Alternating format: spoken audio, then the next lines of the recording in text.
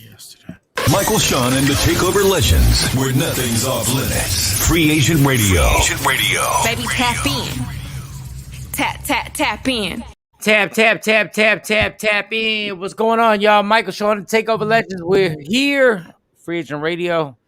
I'm trying to get my situation together if you're watching us. And I'm about to lose your mind. I'm about to lose your mind. Up in here. Maybe it's this. Anyway, good morning, Jay Black. Maybe it's good morning. I would say good morning to you, but I'm gonna just say good morning to Cam and good morning to Shiny. Good morning, y'all. Y'all see morning. Wait, I see a little something. Shut your ass up. Don't nobody give a damn what you think. Leave it alone, Jay. When he gets to this point, ain't no fixing it. The best cure for this is silence. Best thing you do is just be quiet.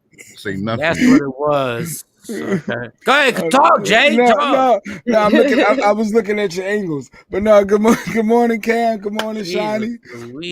Mike is getting his lighting together because you can't dim his light. It's a Wellness Wednesdays. It's a hump day. Some people call it hump day. Some people call it the middle of the week. But we here. All right, DJ Cam. Good morning. Yes. Yeah. Good morning. Morning. Good morning, people. Good morning. Good morning, right. Barbara. Rough start. It's all good. Barbara. Good morning, Barbara. I like the heart. From Tyler, Texas. Tyler. Nice. I had the whole thing figured out yesterday. I have no idea what's going on. Okay, Cam, good morning. Say something so Jade ain't got to talk. Nigga, this person irritates me. Like I was saying earlier, Jay, silence is golden. No.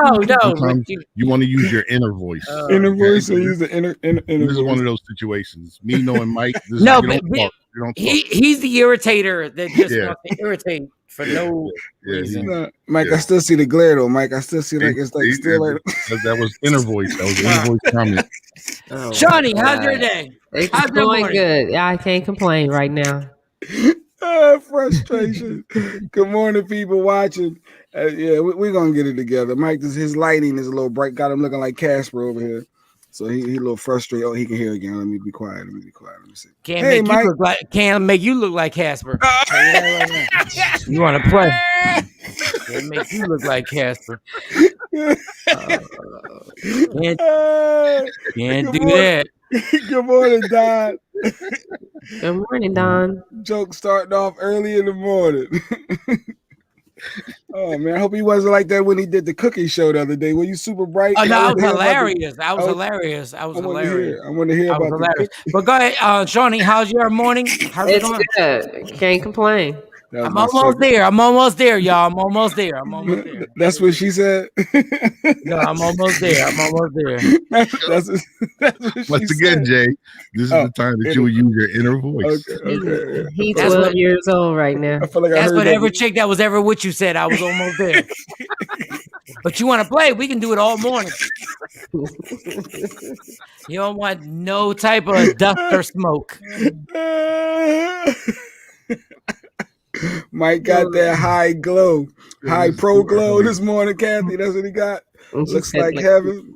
Yeah, you got the background that's not going to help. You got the background of the house you claim you're going to buy. Psych! Look, he digging it out. Lost that. Oh man. No, but this morning we're gonna talk about Mike did a cooking show for y'all. You remember he talked about it, and I can't wait to hear about it. It's gonna be on CW, which is a big network, so can't wait to break it down. And also we got the good Dr. KaNisha Hall be joining us for Wellness Wednesdays in about 45 or so. So good morning to her as well. Let's check in on Mike. Before we move forward. Yo, and the doc who Jay Black loves, you should get punched in your face for loving her that much. Now, you want to play? You're not built for me, dog. I know you're a control freak. You're not built. Good morning, Stephanie. We found out that was inappropriate yesterday. What? We found out their passion for the doc was inappropriate, and Shawnee and y'all control freak ass was like, no. Nobody's touching these women. No, why? That was yesterday, Mike. You remember that? No, I don't remember now. Oh, you remember that? I don't know what you talking about. Mike. This is my clap. Let's play today. Let's play today. All right. Inner voice. Michael, Shawn, TakeOver Legends. We're here. Jay Black, DJ Cam, Shawnee Scott. It's gonna be fun. We're gonna have fun. Yeah. He woke up and chose violence. Yeah, he woke up angry this morning, all because his lady is right. I was trying to get stuff right. Then I looked at the TV and I was like, yeah, I just gotta tap my sweatiness off my skin. I'm good. Okay, my peoples. Okay, good. Thanks. I learned a little Spanish today. So good morning, me Gentile. Okay, that means my peoples. All right, thank you, Stephanie. Say it again. Say Gentiles again, like you're some type of Catholic priest. Say Gentiles. Like a Catholic priest. Gentile. He said Gentiles. Ain't the G? Is it Spanish? That was gente. Spanish, Mi gente. Yes, thank you, Shawnee. Thank you. He tried to say it in English. Me Gentiles. Me Gentiles. He was like the second apostle. Me Gentiles. Me Gentiles. Yo, we are too early. That's how we start off, right? That's exactly how we start off. Because of you. And his lighting's still a little bright. But all right. No, but because of you. Because of you. What'd I do? Being the dark skin of the Fugees. Because of you. Good morning, Jacqueline. That's right. Bring some sunshine to Mike this morning. Well, I don't know, we need more light, but let's bring some sunshine to Mike this morning. All right, well, do your job. For what? No. For what? Oh. My goodness. I wasn't ready. Set up the show. Because when Josie asked you to set up the show, it'd be set up. I'm going to set my light up, Jay. Tell them what the show's about. I was trying to minute. All right, here we go. So today on the show, on this hump day, on this Wellness Wednesday, now we do have our lovely doctor, a guest that's going to be joining us in a little bit and going over some mental illness. We're going to have a little serious talk a little bit about mental illness. But I wanted to hear about Mike recap from his cooking show. CW doing this cooking show is airing real soon. I want to hear about it. Let's talk about it. Yeah, but you telling me to talk about it don't make me talk about it. Listen, there's also the top 10 female rappers of all time. And I wanted to do that. Did we do that yesterday? Yeah. Okay. We did and we didn't.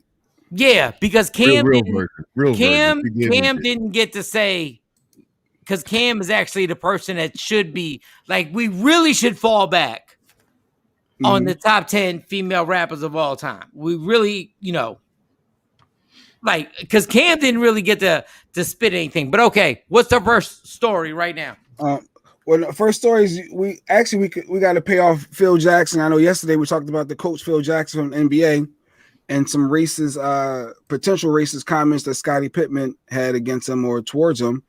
And lo and behold, a quote came out to support Scottie and some things that Phil said. Also, they announced the next versus battle that's coming up. We should hit on that as well. Mike's he'll be back. No, I'm trying to check this.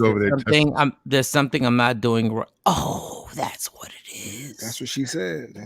Too. There's something you ain't doing right. There's something that happened to my computer. With the settings. Oh, wow. What in the world? Wait a second. All right, y'all talk. That we all made is the problem. Technology. I might have to tap out for the rest of the show. Wow. Why? Not. Why? Wow. You gotta redo something. Why? Or the update has to run or something. I don't know what they took away, but my webcam got taken away with the options that I can actually put on. So that's why it's looking crazy. Just unplug it and plug it back in. It's probably not detecting it. Unplug what? The webcam. From the USB. Just unplug it from the computer and plug it back in. All right, bye, y'all. So want to take a look. Bye, y'all. Bye, everybody. It's Michael, Shawn. He said that like he was leaving for summer break. He was sad. I'll see y'all later.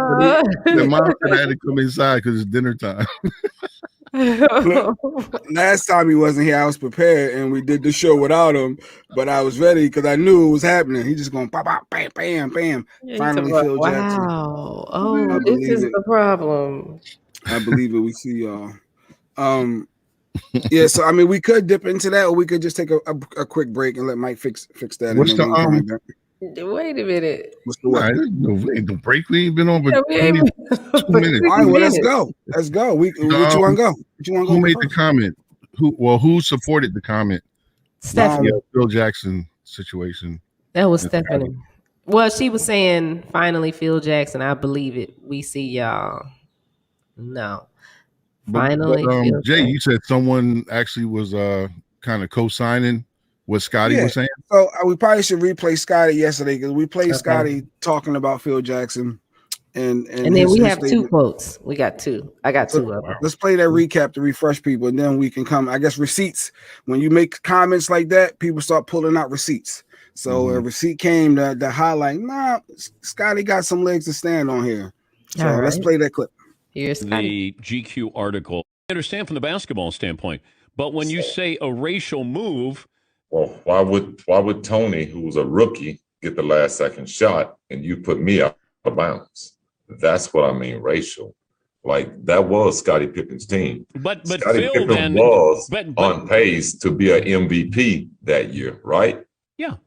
Okay. Well, why would you put him in a position not to be successful? Why wouldn't you put him in a position to succeed? Michael Jordan is not there. So who's next in line for you? But have you talked to Phil about this? Because by saying a racial move, then you're calling Phil a racist. I don't got a problem with that. That's what we play. I'm back. Casper, yes, no more Casper. All right, back, bitch. Yes. I'm back. That's directed to Jay Black, Jamal, Spanky. Bitch, I'm back. So all right, he's had all he doing a happy did. That arms.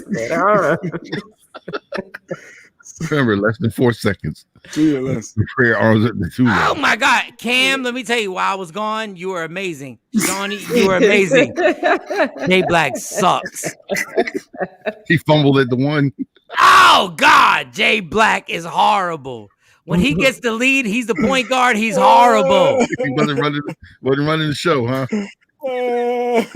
Kathy said, "Mike, don't go." Jay Black and Scottie Pippen. You my Scottie Pippen, son.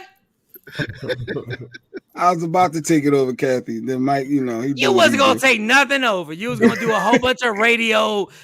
Well, now we'll go to this clip, and it's 29 after the hour, and it's partly cloudy. It's gonna be 98 degrees. It's gonna be shut your ass up. Let's play today. We gonna play today. We gonna play today. He's still mad over it. Yeah. For those who don't know, we'll get back to Scotty. I know Jay Black. Jay Black's still mad from yesterday.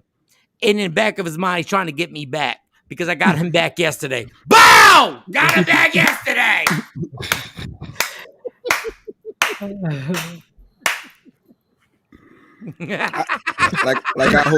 I hold grudges or something like what? You hold grudges. Who, me? But you got it. And Shawnee, we're sorry because you caught the heat. And Jay Black put that on you yesterday. Oh, yes, he had to go down with the ship. Because you tapped out, but that was because of Jay Black. That was Jay Blizz and Jay Black. You like bing. So let's just say I've tapped out. Jay Black has tapped out. Shawnee has tapped out. Cam not yet. And for some reason I feel like Mo's gonna be the impossible person. I think Mo is we're not gonna get her. Stephanie said, I used to work for a doctor, and the no is for Mike leaving. Oh, okay. Phil Jackson is not surprising. I used to work for a doctor in Chicago who grew up in the family Jackson, and his kids would visit. My boss, I caught them talking ish. Mike back, yeah. Thank Mike's you. Back, yay. All right. Now, Scotty, I appreciate what you're saying, but you're saying it at the wrong time. The fact that you said that the coach wouldn't put you in, and we said this yesterday. I understand you should have gotten that shot, but you should have gone in the play, because when Tony Kukoc wins the game, you look crazy now. Mm-hmm. And I don't think Phil Jackson was racist for that one moment.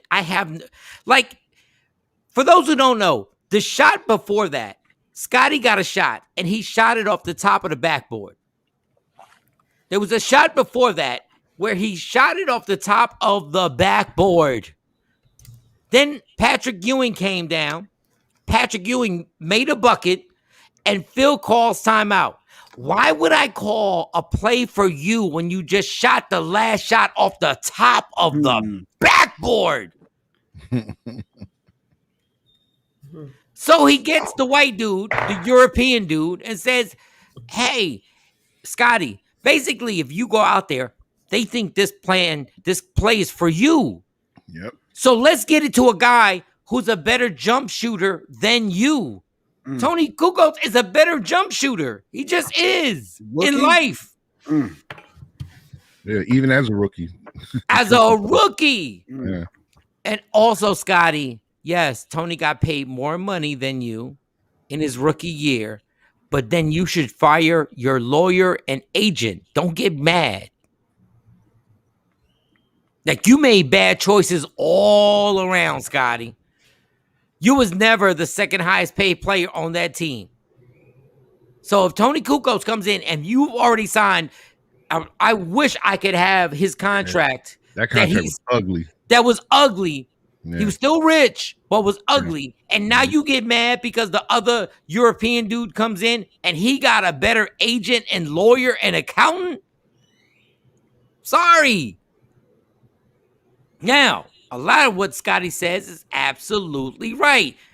Phil Jackson has said a lot of racist things in his life. He's had a lot of racist comments come out his mouth. And I sent it to the team.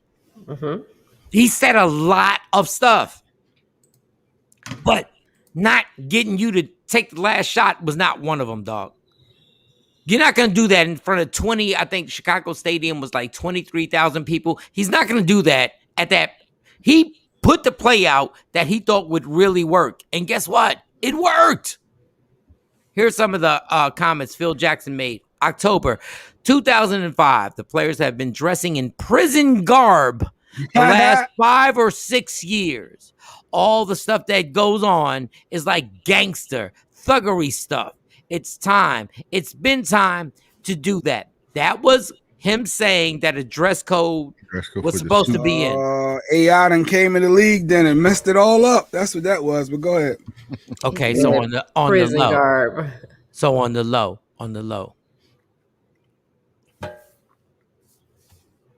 As my age right now, Phil ain't never lied. But a white person can't say that.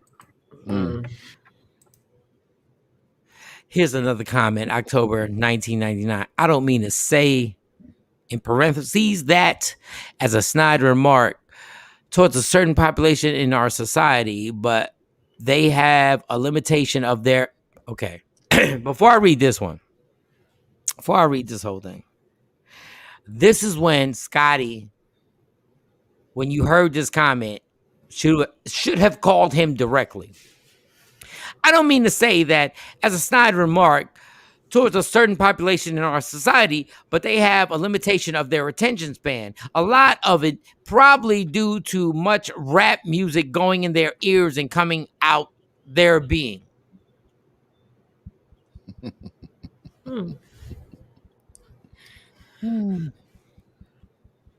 So, Phil, this is the crazy thing about Phil Jackson. Your entire coaching career was based on Michael Jordan, Scottie Pippen, Shaquille O'Neal, rapper, Kobe Bryant, rapper. They made you. They made you. They actually made you. Just put that second comment back up, please. Put that second comment. Yeah, the second one. The first one I ain't got no problem with because we were wild. But the second one. This. Okay. And put that one on right there. I don't mean to say as a snide remark towards a certain population in our society, but they have a limitation of their attention span. That's called, they were black guys who didn't hear you, Phil, but they have a limitation of their attention span, and a lot of it is probably due to too much rap music going in their ears and coming out their being. Now, mind you, Phil Jackson is the same guy who was getting high at Woodstock and doing all types of drugs. But now he was a hippie. He was a hippie when he played, when he was in the league. Yep. So, Scotty, your problem is that you said he was racist, but you brought up your selfish BS needs.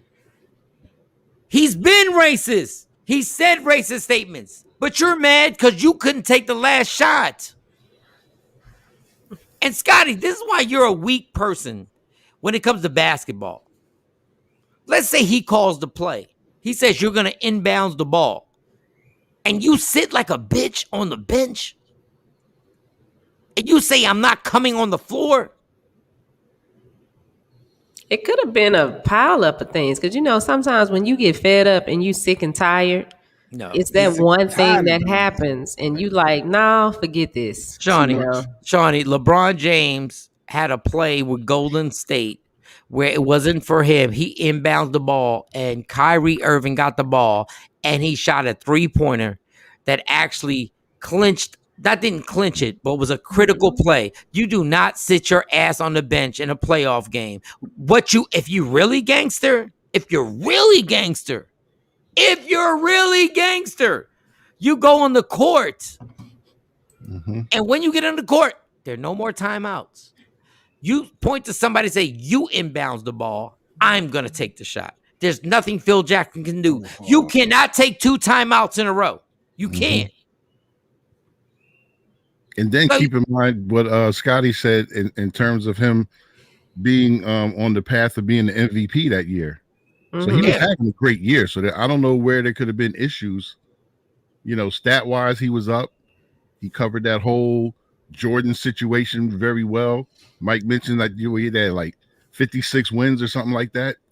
With Jordan being gone. Had an amazing season. My whole point is LeBron, Kobe, Michael, a gang of them cats didn't get their number called at a certain time when the coach said, you know what? They're expecting that. So we're going to change it up. Yeah, but they were always stars and they always got the respect that they. Scotty was a star. The whole season. But people treated him like the stepchild.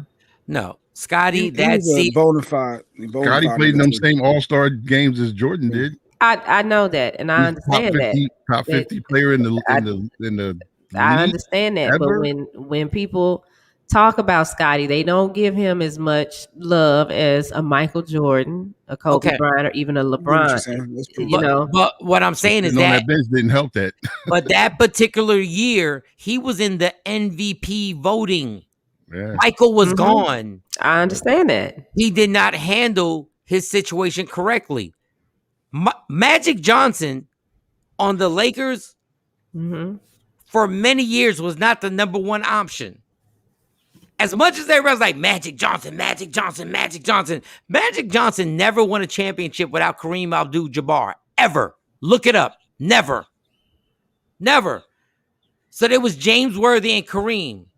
Scotty, you can't sit your ass on the bench. Because what if Tony would have missed the shot and you would have had to tap it? Well, then he'd probably been like, well, y'all pay him. That's his job. He should have figured it out. No, that's not how sports is done. I understand that, but that might be how he was feeling. Yes, but you're in your feelings. And it's a playoff game, and you're getting paid millions. You can't be in your feelings. You're playing a team sport. It's not about your feelings. You weren't getting paid millions that final year, though. Do you know? That's the thing. That's what I'm saying. He probably was just like, man, you gonna give him this, and I'm getting this, and I've been getting screwed all this time. Forget y'all. Figure it out. Yeah, forget. That probably was his attitude. So it was forget y'all. Why are you writing a book about it now?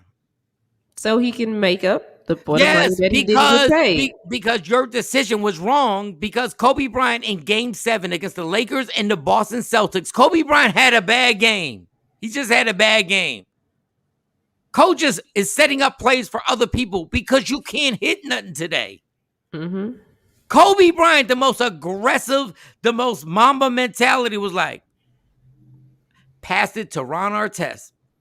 It ain't my shot because I can't make it today. Mm-hmm. I don't know. I get that. I understand. But what I'm saying, I'm not saying that Scotty was right for doing what he did. He wasn't right. But if we put those players side by side and look at the level of respect they got, Scotty hasn't got the type of respect Tony, those players got. Scotty is in the top 50 of all-time players. I understand that. And guess what? And you don't get the respect because if you quit in a playoff game, you did that to yourself. But even before that, he didn't get the same respect as a Michael Jordan, a Kobe, or a LeBron. Okay, because he's not Michael Jordan, Kobe, or LeBron, but he's Scottie Pippen. Yeah. Okay. He could have been treated better. But he's Scottie Pippen. Like, you're not on that top tier level. You're on the secondary level. You're not Michael, Kobe, LeBron, Wilt, Bill Russell. You're not. But then your name is there. Yeah, but that's probably not enough for him. Well, goddamn, your talent skill wasn't there. That's not. He's an amazing player. Michael Jordan said, "I could not win these championships without him." God damn! If the greatest player ever says that, what else do you want? The bag to go with it. The what? The pay to go with it. He's filthy rich. He's rich. No, that's fine that he rich. Yeah, his contracts were terrible. Yeah, what it was, his first contract was for a combined $5 million, and that year that he sat out, the league base was $3 million for a year. So he was clearly underpaid. So the rookie came in making more. And so was Jordan, but for the record, so was Jordan. Jordan was making money off of his sneakers. He was not making money off the NBA. But compared to what these players get now. Cam's absolutely right. And whose fault is that? It's your accountant, your lawyer, your agent. Scotty even said it when he signed that contract. His family needed that money, so he just signed the contract. And Scotty, don't get mad because you signed for a boatload of money when you went to Portland. A boatload. He got it all back. And you signed for a boatload of money with Houston. So stop. My thing is, no, he's bitching. No, but owners should have a little bit more. People should just do the right thing. That's the part that irritates me with a lot of stuff. And I know in a whole bunch of careers, people get screwed because they don't know how to negotiate or they don't know how to ask. But it's like, well, dang, people can't just be decent and say, okay, this is how it should be. I mean, we that greedy? Okay, yes, we are. Some people are. Okay, well, I'll give you one better. The Chicago Bull owner said he asked Scotty and his team twice, are you sure you want to sign this contract? He asked them twice. Are you sure, in the documentary, are you sure you want to sign this contract? And that owner said, if you sign it, I'm asking you twice. Are you sure? Because if you sign it, I'm never renegotiating it until it's done. That's not on the owner. That's on Scotty. Morning, Chartice. Good morning, Afro Queen. Good morning. Good morning, everybody. Yeah, so look like Jordan was out of the top 50 players. Jordan, of course, is number 1, and Scotty was ranked 25 out of 50. So he made the top 50, but Jordan is I mean, he's not number 1, but we ain't got enough time for that. But okay, cool. What was it's never too late. It's never too late to speak your truth, as Stephanie said for Scotty. It's never too late to come out and and speak up. Yeah, but Scotty, you can't call somebody racist based on he didn't give you the ball in a play. Like that. I think he was just using it as an example, Mike. That wasn't an example. Racist. That was his whole. But he didn't say that. No, he didn't. The man said that, and he said, "I don't have a problem with that." Yeah, that's what he said. He didn't say. So if somebody says Jackson is racist, okay, so Shawnee, if somebody says, Shawnee's a hoe, and then I go, well, I'm good with that. Yeah, you agreed to it, you co-signed it, but you're not the one that said it. Whoa. So if I agree to that, you ain't got a problem with me? If somebody says, Shawnee's a hoe, and I go, well, I'm good with that. Okay. How would you feel?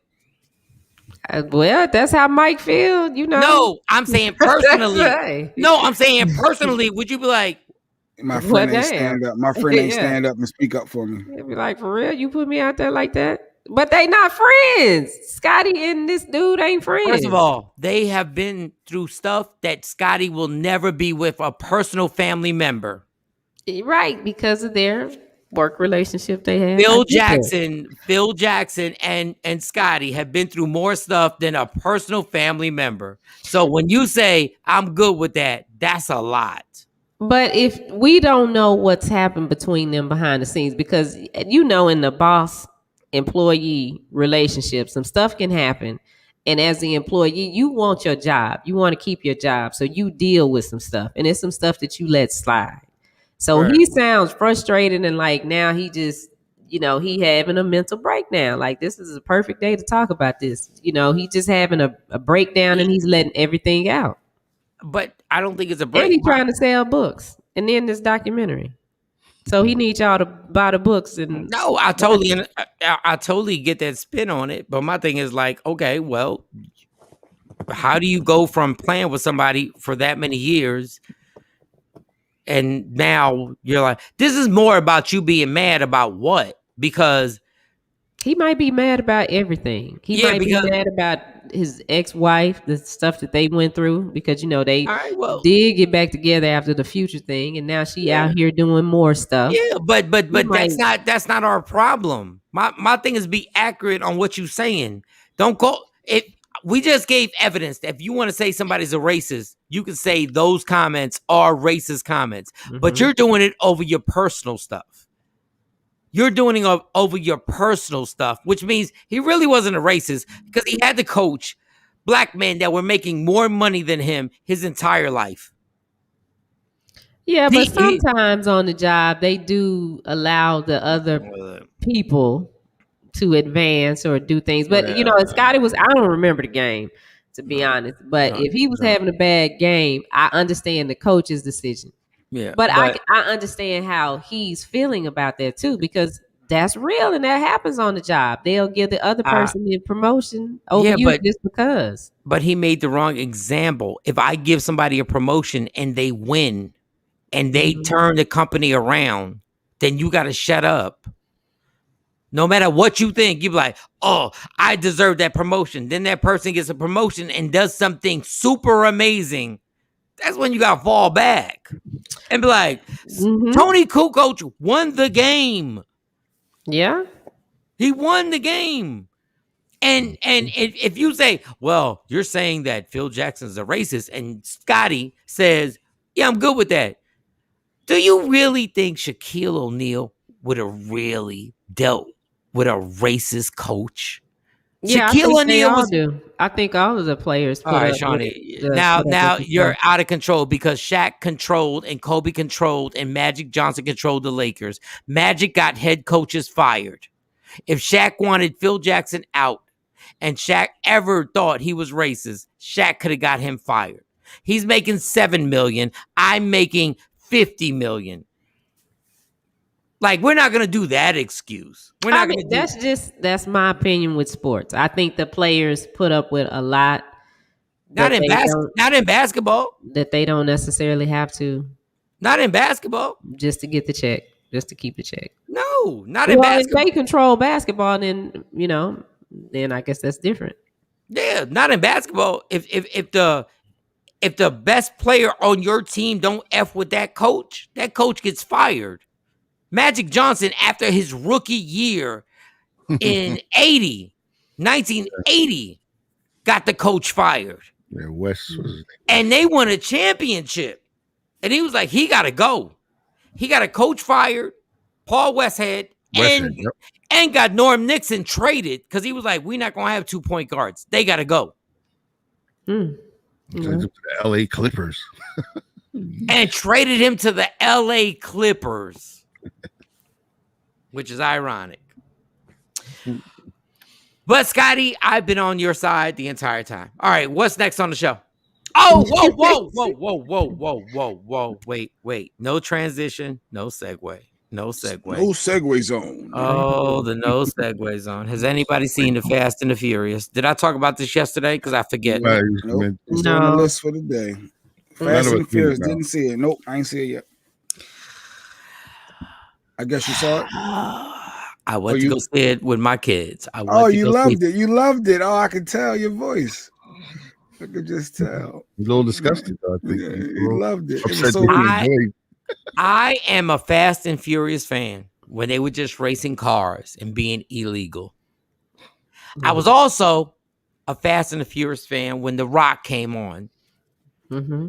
And everybody was scared because The Rock was an overpowering character. Okay.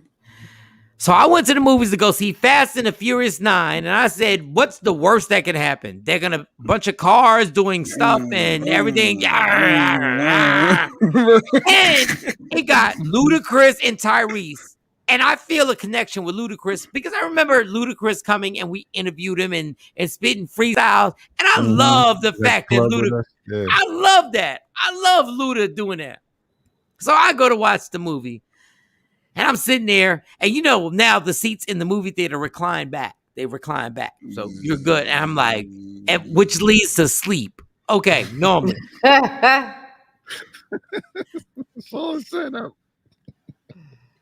So then they're doing so there was a Hans or whatever his name is was killed in the last Fast and Furious. It was obvious the whole car exploded. The dude died. The Asian dude had to be dead. This N-word, Asian N-word pops up in the movie and they're like, he didn't die. So I'm like, I'm going to give you that. Spoiler alert? Yeah, I'm giving you the whole, I don't give a damn. I'm giving a whole spoiler alert. Oh, wow. Yeah, we really want to see the movie. Hans or whatever his name is. First of all, Jay and Cam, you ain't going to give a damn. I don't care. I still want to watch it regardless. I haven't seen 5, 6, 7, and 8. So real talk. No, you're right. But I like watching the cars. Like when they hit the whatever that button is in the car and they start winning, and I'm like, all right, cool. Oh, no, not that one, but go ahead. It's nitrogen or something. Yeah. So they go over there. He comes back. He's alive. And I'm going like, okay, that don't make no sense, but I'm cool because the kids want to watch it. Amani, Akela, and Autumn. So I'm sitting there and I'm going, I'm not making this up, everybody here. I'm not making this up. I fell asleep. And when I woke up, Tyrese and Ludacris were in space. What? Like outer space, like floating in the orbit. That car was faster than hell. Wow. What were they were in outer space. I mean, outer space. And there was like some type of satellite they had to destroy in order for them to live on whatever they were doing. Are you serious? They had to save the world. Honey, I'm on God. They were in outer space. They had the helmets on so they could breathe. Yes! No, they didn't. Wow. Wait, and you was asleep, so he don't know how they got there. They took car. They wasn't driving cars. Wait, was they in a car in space? Yes, they were in a car that had something on it. They were in a car in space. No, I gotta get my Instagram live popping. Wait. Shanti said yes, so Shanti saw it. She said, "Yeah, right, you're right." No. I gotta get y'all an Instagram live. Hold up. I gotta get y'all. This is before I say it. Oh God. Because when I tell you how disgusted I was, and Jay Black, I gotta see. Jay Black literally said exactly what I said. I fell asleep and I heard noise like they was going to space. I was like, what? I said, I must have heard that wrong. And when I woke up, Ludacris and Tyrese were literally in space in a Fiat that had some incredible thing. That's the spaceship vehicle of choice. Is the Fiat. All right, let's get the Fiat. Let's get our helmets. And they're gonna orb us. Like, how did it get? Like, I'm like, you don't know because he was asleep. He was asleep. No. I heard it because being, having kids, I always listen. So I was sleeping, but I wasn't sleeping. I had like a little popcorn. Everybody get on Instagram Live because oh my God, I need because my kids almost got mad at me in the car, and I slowed down because my kids ain't built for free agent radio. They're not built for it. They're not built for what I'm about to say about this nonsense called Fast and the Furious 9. All right, Cam, get on. Jay Black, get on, because this is absolutely obnoxious. Hold up. And then we got it's Wellness Wednesdays, and we'll get serious with the doc. And we'll talk about mental health and stuff like that. But we got one more thing that I got to put up. Okay. Hold up. Their car was on top of a plane. Yes, their car was on top of a... And that's how they got boosted into space. Okay. Load them up on a really car. It's not that hard, It's really just put the car. I mean, I think we could actually do it if we really wanted to. Jay, okay. So hold up. So hold up. When the person who created this extravagant wait, Cam, let me get Cam on here because I need Cam to be on here. So they meet this guy. It's a Fiat. It's really a Fiat. It's an old school Fiat, and they have this thing. So they meet him. Bow Wow's in it. Oh wow. Yeah, Bow Wow was talking about it on Versus. He said, "Yeah, I'm in the fast." Yeah, okay. I was wondering what his role was. And Bow Wow's part of the team that creates this damn car that can go to space. Okay, so Bow Wow wasn't in space, but he helped create it. Okay. Told you boys done a lot. You ain't never going to space. Yeah. Bow Wow in a car. All right. Mm-hmm. Well, that makes sense. So when they see them, they are creating this car. They have an Asian guy, and Tyrese and Ludacris are joking like, "Yo, it's a Fiat," and they got this huge thing. It looks like Back to the Future. That's what I was thinking. Yeah, with Elon Musk and Jeff Bezos trying to go to space, I can see them adding that in here. Not in a car. What? I can see that. No, he's not going in a car. No. The Tesla guy might try to do that. So real quick, Cozy, Carl, if people are just joining, no, Mike ain't hyper. What Mike is saying is he went to see Fast and the Furious. He nodded off, and when he woke up, and it was stupid. They were in space, so we're trying to figure out how the hell a car, and they got the helmets on, and they're in orbit somewhere trying to save the world. Listen, the black people. To space. Why didn't Vin Diesel go to space? Of course not. So Luda and Tyrese are making fun of them making this car. They both make it, but that's a Fiat, that's a this, that's a that. All of a sudden, you fast forward, and these guys, so the car has a thing on top of it, and they think they have figured it out, how to go to space, and then it drives off, and it explodes, and they're like, damn, we haven't figured it out. 20 minutes later, they have figured out how they can take a Fiat with a big-ass bulky thing on top to go to space. Okay, people, I'm not any science major. Do you understand? You have to go through the ozone layer, and you have to break through the ozone layer. This is why NASA has $1 trillion. But they had their helmets, so they should have been good, right? So Jay, stay right there. No, Jay, that's perfect. Stay right there. Stay right there. So I'm listening to this, right? I'm asleep. And when I wake up, Ludacris and Tyrese are in space with the cheesiest orange space outfits, and they're floating in the car. Why are you floating in the car? You're in the car. Maybe they didn't have a seatbelt on. I gotta see this now. And they go, They're in space. we have to. Gravity in space.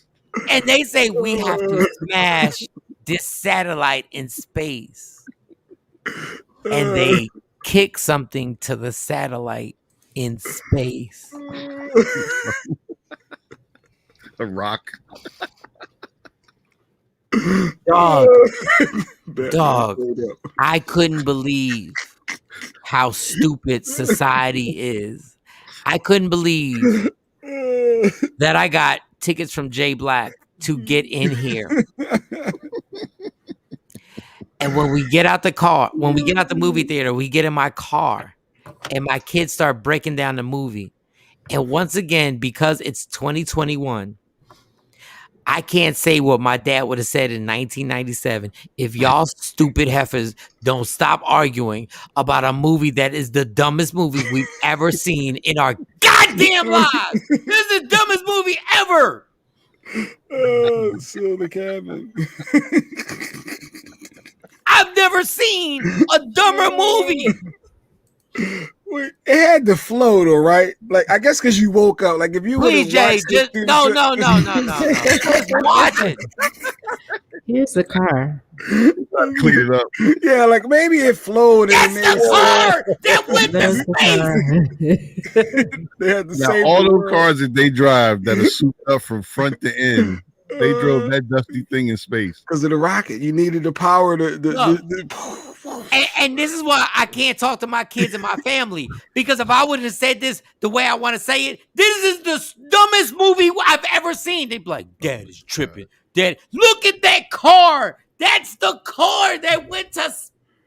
Yeah, that's Back to the Future right there. That's ridiculous. Yeah, that's all the way Back to the Future. So 1985 is ridiculous. I might see Michael J. Fox in it right there. Yeah, like, he's in the passenger. Yeah.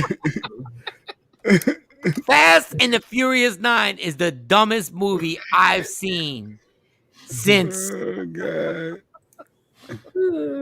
anything. It was a Pontiac. Yes, Billy. Thank you. It was a Pontiac. You're absolutely right, my dude. The Pontiac, those cars were known for people dying in them on head-on collisions, but it made it to space.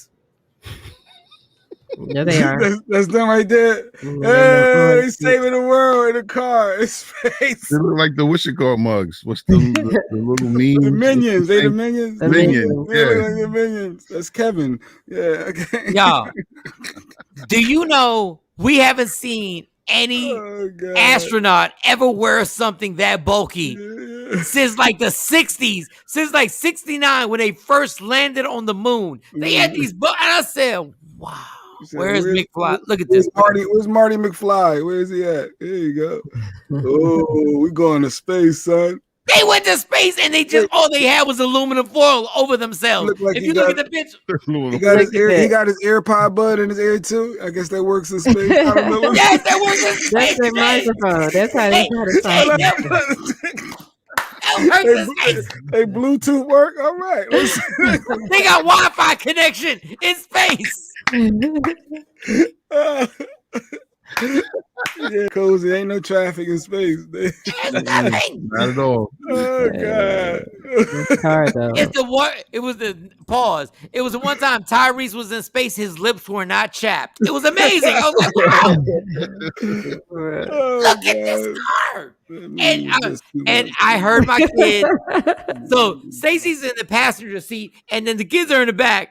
And they're talking, yeah, and Monty's trying to justify it. She's like, oh, yeah, but, they're secret agents and stuff like that. So my thing was this. I couldn't take it because I'm like, once again, I'm the asshole dad.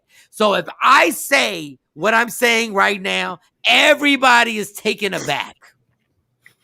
Because honestly, I want to be like, girls, this is the dumbest movie y'all have ever taken me to. And Stacey ain't going to support me. Stacey's going to be like, you're overreacting. Stacey, you a stupid dummy too. You was watching this movie. It had to be still entertaining though, right? Jay, it was horrible. Well, I guess if you fell asleep on it. No, it wasn't about falling asleep. It was about I fall asleep and I listen. And I'm like, everything they're saying is unexplainable.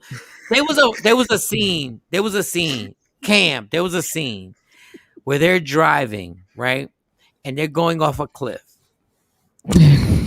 He telling the whole movie. They're going off a cliff.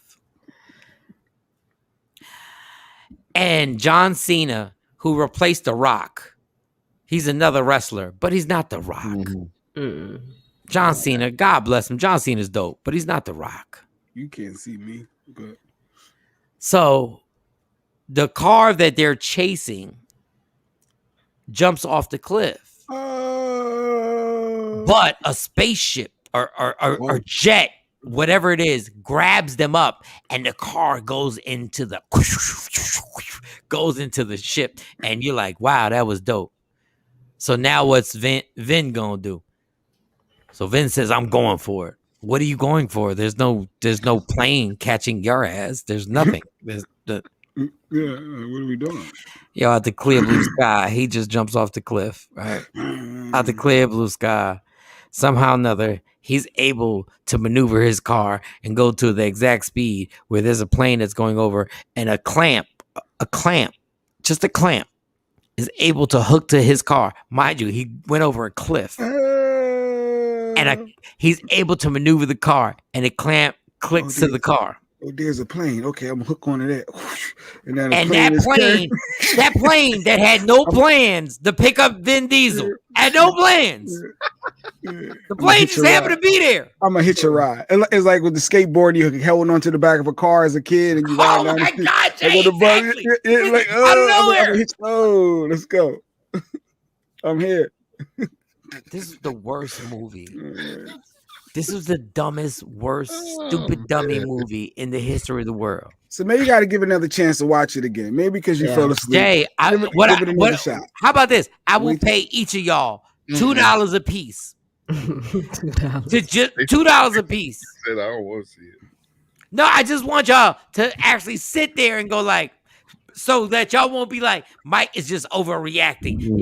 It is the dumbest. I was mad that I took my kids to watch this stupidity. I was so mad that I was like, and Monty ain't nothing but her dad. She's trying to justify it. Well, I know it was unrealistic, but it's a movie and everybody. And I wanted to be like, but I can't do it.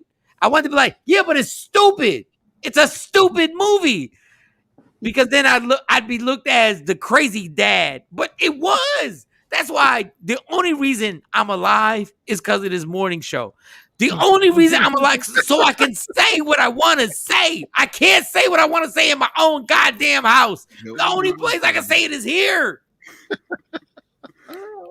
the only place I can say it. It's a dumb... Stacey, call me. Stacey, please call. I'm about to call. Stacey was trying to justify it. I'm like, Stacey, you a grown ass woman. This is the dumbest movie we've ever seen. I wonder if is it on HBO Max too? Maybe I'm gonna check. I want to see it now. I want to give it a fair assessment because I like to go against you a lot of times. So I want to see. It might be dope. It may be dope, and you just didn't understand. $2. I'll put $2 towards $2. $2. All right. $2. All right. But please. But don't he get to see it free anyway? Nah, we don't talk about that. No, don't talk about that. I got $2 on it. I got $2 on it. I'm waiting for what is it? Fast 25. He's a granddad. Dog, it was ridiculous. Yo, there was a part I don't care about. There was a part right where him and his girl, they have lived a happy life. They're secluded. They're chilling, and then all of a sudden, here comes Tyrese and Ludacris out of nowhere, and they're like, "Whatever, so and so is alive, and you're living a good life." Let me tell y'all something. Cam, J Black, Shawnee, Sexy Mo, Big Rob, Ryan Banks. I'm trying to think of all the friends. Dr. Smith, aka Fearless. Mm-hmm. if I'm living a good life and y'all come to my ranch and y'all like, come back, we need you. You know what I'm gonna say? No. No. We need you to go into space and save the world. We need you, Mike. Mike, there's a comedy show. Now I'm living a good life. Everything's better. There's a comedy show. And if you do it, you can save the world. I'm going to go, no, but y'all can stay over if y'all want. Like, if y'all want to sleep over, because I know y'all drove a long way to ask me this question. Like, y'all drove. I know y'all drove a long way, but come on, we'll make you something to eat. Like, no, Mike, the comedy world needs you. They need you to come back. And I'm but let's talk outside. That might be Jay Black, but that's not his voice. But let's talk outside. And then he'll bring Cam, even though Cam knows I'm right not to come back. But Cam's like, there's a lot of money involved. And then Shawnee's sitting there. Shawnee's already negotiated a bunch of stuff. So we're all outside. Shawnee's like, we got sponsors and all that. And I like my black and mild. So Shawnee's on my right, Jay Black on my left. Cam is to the left, because Cam knows this is wrong. Cam knows I'm living a happy life. Wrong. But these two shank tark mother right here, Jay Black and Shawnee, on my sides. They on my sides. This all goes back to Fast and the Furious. Vin Diesel is living a good life. The son is good. The girl is good. I'm sitting there. I got my kids, and the ranch is beautiful. And Jay's like, yo, you need to come back and save the world because the comedy thing ain't the same, or whatever. I don't know why I got him sounding like he smokes, but Hey, Mike. Yeah, right beforehand. Hey, Mike, before you go, I got one more thing real quick. Real quick. And then Shawnee says, so-and-so wants to sponsor for 500,000 or 500 million, whatever the price is. And I'll take a hit from my black and mild and say, no. Wow, $5 million. If I'm good and I'm chilling, I told y'all. I'm good. I'm like, we kidnapping him. Jay, cover his head. I'm like, cover y'all, his head, Jay. Pick him up, Cam. I'm like, go. we got some roast beef in the house. If y'all want some roast beef, we got some. I know y'all be drinking, and I'm drinking now. I'm drinking again too, also because I'm living a perfect life, so everything's good. And no. Oh man. That's when we kidnap you. Jay got the thing to go over your head. Cam got the zip ties. We take you off. Let me tell you what I'm not doing. No. If I'm good and when you watch the movie, you're gonna see they had peace. They were peaceful. He's teaching his kid how to build cars. He got the little son. He's like, this is this. What do you do when a muffler or a whatever, or I don't know, some transmission goes down, and the kid goes, you use this. They're happy until these two N-words, Luda and Tyrese, come driving up. We need you. The hell out of here, dog. I find you've got to be kidding me. That movie made me so I'm so mad at that. But I'm happy that I'm really happy that Luda and Tyrese have made so much money off of this. I'm happy that Vin Diesel has done this. Like, I'm happy that they're collecting checks. The movie was just horrible, but they made a horrible movie because the people who watch it are horrible, because everybody really fed into this nonsense. Mike, you just bringing out the best in your life, and that's what's up. I don't know how to take that. Somebody kidnapping Mike would be worse than that movie. Yes, because who are you gonna get a ransom from? Like, who are you gonna be like, yo? The $5 million. Stacey owns everything. Like, Stacey knows all my account numbers. She's gonna like keep them. But speaking of something great that you were a part of that you haven't shared with us or the audience before we bring up our guest. Oh, wow. Shawnee trying to be nice. Yeah. So July 10th, CW 33, Chef Ricky Booker. I don't have a major part in this, y'all. So I don't want y'all to think that I'm doing jokes and all that. I'm just the announcer. I'm in front of the band like Black Thought and Jimmy Fallon. Like, I do the announcements and then I chill. It's all about Ricky Booker, Dee Dee. I saw Dee Dee. We had a great time. We were talking, and she's crazy as ever. And we didn't bring up the devil White Gary. We didn't bring him up. Oh Lord. No juice. We ain't got no juice. No. No tea? You ain't got no tea to spill? Nah. It's all love with Didi. Didi is all love. It's all love. The devil, the no, white. not with Didi, but you know. Yeah, we thought she would give you a little something. Yeah. Because I wasn't even trying to put her in that situation, and you know, she knows he's the white devil. She knows the white devil is White Gary. Y'all can send that to White Gary. Y'all can send that to White Gary if you're on my Instagram live. He's the devil. Yeah, he is. But we had an amazing time. We had super fun. We just ain't bring up the devil. Action said it was his birthday yesterday. Whose birthday? The devil? I don't know who's actually talking about it. We don't know. I guess it was Gary's birthday yesterday. Oh, it was the devil's birthday. It was the devil's birthday. You see, the devil don't want to be on Instagram too heavy because he knows. The devil knows. The devil knows. He don't want to be too public with stuff. The devil knows. The devil. Well, all right. He don't want to be on Instagram. White Gary was the producer of the morning show that I used to be on with Didi in the morning. I was the co-host. He's the devil. Why you say he's the devil? Because he's a liar. Yeah, you ain't nothing but me. Look at this. He's a conniver. Thank you. He knows what he is. They don't know what you're talking about. You are absolutely right, Shawnee. Thank you for throwing that alley-oop. I will now cuff it. I'm just, like Scottie Pippen. We talked about this with Scottie. He had some grievances. It sounds like you have some grievances. You are absolutely right, Shawnee. Absolutely. And I got super love for Didi and understand the devil knows who he is.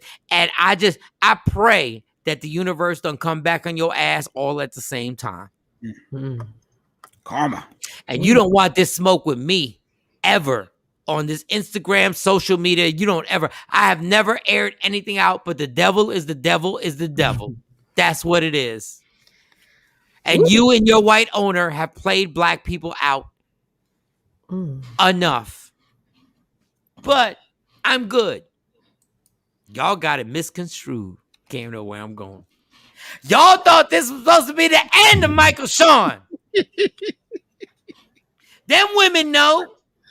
Them people know. Ain't never gonna be the death of Michael Shawn. I got too much. This is me freestyling now. I got too much goddamn talent, homie. Y'all knew that on the radio. Y'all knew what it was. Y'all wanted me to go away quietly and get out of the market, and he didn't.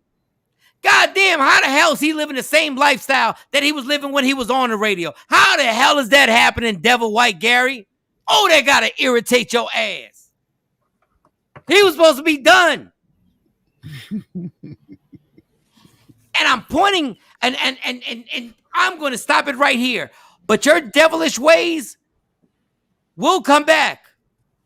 Because I've done some devilish stuff in my life. It will come back, homie. It ain't karma. It's the universe. You can call it God. I call it God. Some people call it the universe. Play. Because the come up is happening. These cats on this show with me right now, the come up is happening. Guarantee you. Them people in that studio don't F with you. Them people in that studio every day know you the devil. Every last person near you knows you the devil. Every last person. They just scared to death to get that check. But I'll tell you, and I'm not going to bring up no name, I'll tell you one dude that ain't scared of you because he's bigger than what you wanted him to be. Heavy hitter, suckers. Double H all day. If you know, you know. If you know, you know. But the heat that you don't want, oh, God is with this little light-skinned, dysfunctional, recovering alcoholic ass Michael Shawn. What you don't want is ever to grab a mic. Don't ever say. That's why you wouldn't run the commercials. You wouldn't run the commercials on K104 during the day. Whoa, wow. When they go low, you drop it to the floor. You were cool with running the commercials at 2:00 in the morning, but you were scared to death to run the commercials during the day on that last week. And you had an amazing turnout with that. Had an amazing turnout. And you knew, because you don't want this voice to be heard on that station, because you already know what ain't the same when I'm not there. That's facts. At least that's what I hear in the streets. Yeah. Hey, I posted one picture with Didi. Read the comments, devil. Where you at? I didn't make them comments. I didn't write them comments. When you coming back? The show ain't the same without you. Are you on vacation? I'm still at the same goddamn apartment, at the same goddamn place, right around the corner from the same goddamn radio station. Just in case. You want to pull up? Just in case. It's the same little Puerto Rican. Just in case. Did you want to pull up? Co-sign it, Shawnee. I'm loving it. Co-sign it. But I know what the devil's response is. Oh, they got that little show. They ain't okay, little devil. Yep. Okay. I've had many a person tell me, oh, they doing that little thing. Okay, the creeping comes up. But when it happens, and you call Jay Black to try and get an interview, we gonna do the interview. I promise. When you're like, oh, they in town, yeah, because that's the type of dude you are. No matter what happens, they in town. We need to bring him here for the radio station. Don't go to the Beat. Just come here. Don't go to the Beat. The Beat is the competing radio station in Dallas. For those who are listening, don't go to the Beat. Don't go over there to P Skills. Don't go over there. Don't. We gonna do your show. Mike Scott is showing 30 for 30. Real talk. Only difference is action is all my stuff is factual. The receipts, I don't even have to hold the receipts. They're holding the receipts in their hand. I ain't even say the morning show sucks. I got love for Didi. I ain't even saying the morning show sucks. But when you ask, I promise you, when you ask, we're gonna come. We gonna come and do the interview. If it's a comedy tour or the Relapse Again tour or whatever it is, we're gonna come. I promise you, we gonna come. But if you think we gonna do what you do with people that you hate on, including Dick Gregory that you made fun of when they wanted an interview with Dick Gregory, and you made fun of Dick Gregory. How do you make fun of Dick Gregory?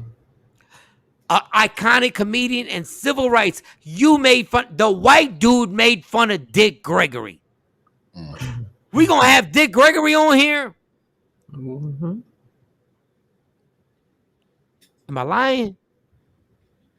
Hey y'all, go send that to him. Go send it. Tell him to join. Tell him to join up now. Am I lying, white dude? Did you not make fun of Dick Gregory? Because you take privileges with black people that you ain't got no right to take privileges simply because you got your penis in a black woman. Oh, if you're just tuning in, you're catching the Michael, Shawn, and the TakeOver Legend show. Make sure you download freeagentradio.com. Listen to it all day. Download Media Room 360 coming up. Dog, in real life. I tried that earlier. Up next, you got Dr. Hall. We're gonna. I'm sorry. I apologize, Shawnee and Jay Black. I apologize. I apologize. He's on it. I'm wrong. No, I'm wrong. I'm wrong. I'm totally wrong for doing what I'm doing. But don't stop acting like just because you got the right to harass black women at that radio station because you got your penis in a black woman. And you done got away. You lucky in real life that nobody's run up on your ass. And you lucky that station ain't in Jersey. Let's be clear on that. And I love Dallas. Dallas, Texas, you guys are like my second home. You lucky that station ain't in Jersey or Philly. You are absolutely 1,000%. You're lucky stars. Great morning show, squad. Y'all funny. I'm reading it. Okay, I'm sorry, y'all. I apologize. I've been down the air, and this ain't the air out. I promise you, when it comes, I promise you, when the real air out comes, dog. Oh my God. Oh my God. You devil. You little white blue-eyed devil. Kumbaya. My Lord. Mm-hmm. you little white blue-eyed devil was at something called a Kwanzaa Fest. A Kwanzaa Fest. You did a Kwanzaa Fest, you white ass. You gotta be kidding me right now. Somebody want to recap. The dude that got me fired at K104, his name is White Gary.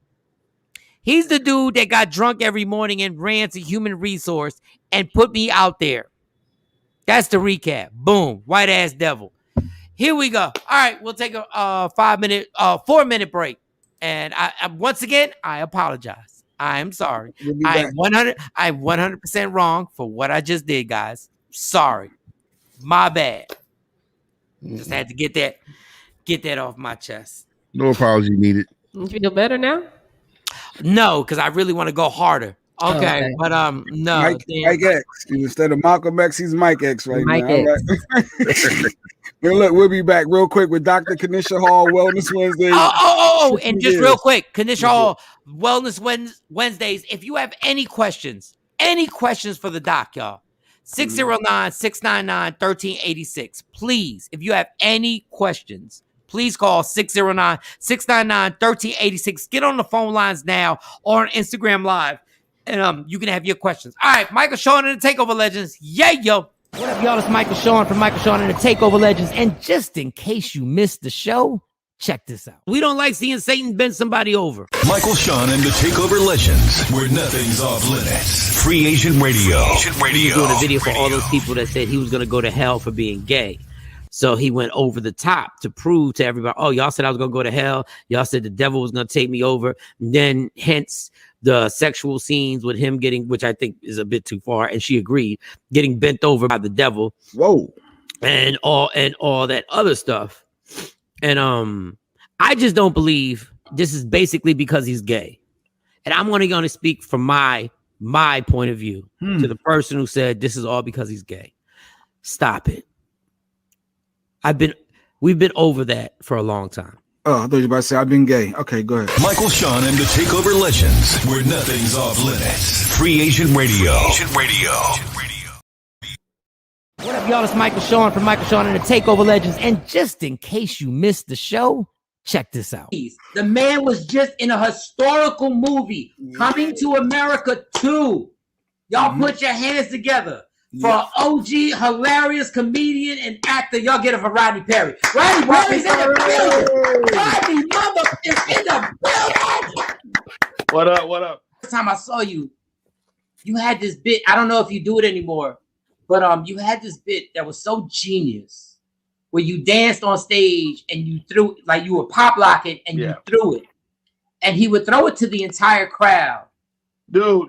It's the dude I did in Detroit last weekend. This dude acted like he was waiting his whole life for this moment. Here it comes. Man, dude, I was like, dude, that's enough. I love the show, man. I love what y'all doing, man. Thank you for having me on. I really appreciate it. Michael Shawn and the TakeOver Legends. Your escape from reality. Right here on Free Agent Radio. We the worst records, baby. We about to create a perfectly horrible song. Y'all know I've been in the gym, and now all I wear is tight shirts, tight shirts, tight shirts, tight shirts, tight shirts. Yes, I do. Michael Shawn wears tight shirts every day. I wear tight shirts because I'm working out some. And if I wear the right size, you won't see none of my little cuts in my arms or whatever. Short sleeve tight shirts in any type of weather. People talking trans when they see me in the street. Your shirt's so tight, we can see your heartbeat. Man, clown me if you want, I'm sticking to my guns. And when the summer comes, it's gonna be fun. You can crack jokes and treat me like a jerk, but one day you'll see my six-pack right through my shirt. And even if I wanted to, I just can't stop. I just might rock an Ezekiel crop top. Whoa. What? Did I take it too far? What? Yes. Whatever. Tight shirts in the morning at work and when I grieve. I even wear tight pajama tops when I sleep. Tight shirts. Tight shirts. Tight shirts. Yeah. Tight shirts. Come on. Tight shirts. Come on. Tight shirts. Come on. Tight shirts. Every day. My son wears tight shirts. To the gym or wherever. tight shirts. Tight shirts, tight shirts, tight shirts, tight shirts, Michael, Shawn, and We the Worst Records, Pluto, Aristotle, and P Skills have just destroyed or created another perfectly horrible song. Yeah. Check out the next single, Grown Man Wearing Skinny Jeans.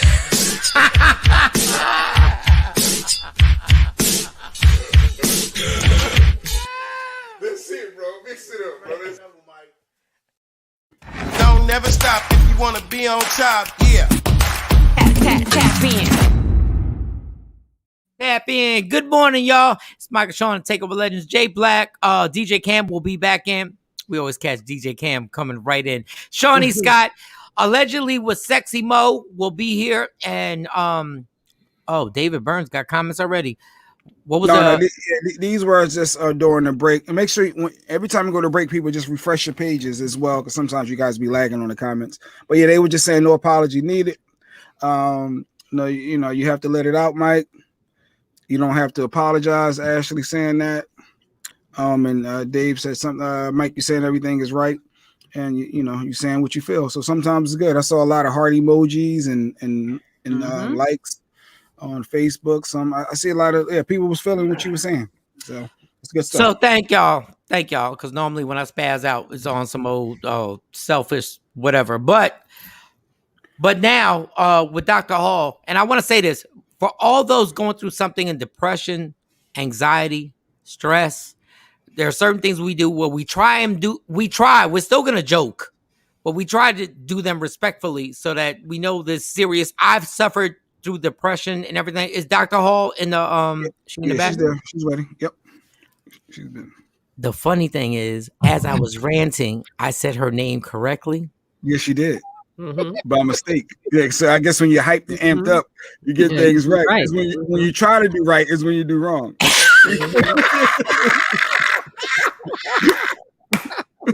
I caught that. I was like, oh, okay.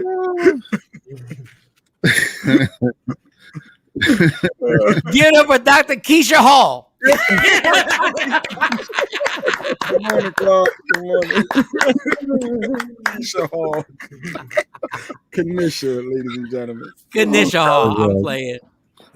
Dr. KaNisha, I went into a rant and I said your name correctly, and I didn't even know how I did it, but I did. But thank you so much for coming on here and rocking with us. Of course. I love it here.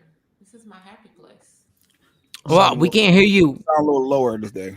Look, I got a new mic. Oh, there you go. Is that better? Get that mic working. Get that mic working. She got the nice arm like Cam's mic. Oh, Cam not using his fancy mic today. Yeah. Say something, Doc. Good morning, Cam. Good morning. The good doctor. Can you turn your volume up on your mic? Just a little bit. What about there? Is that better?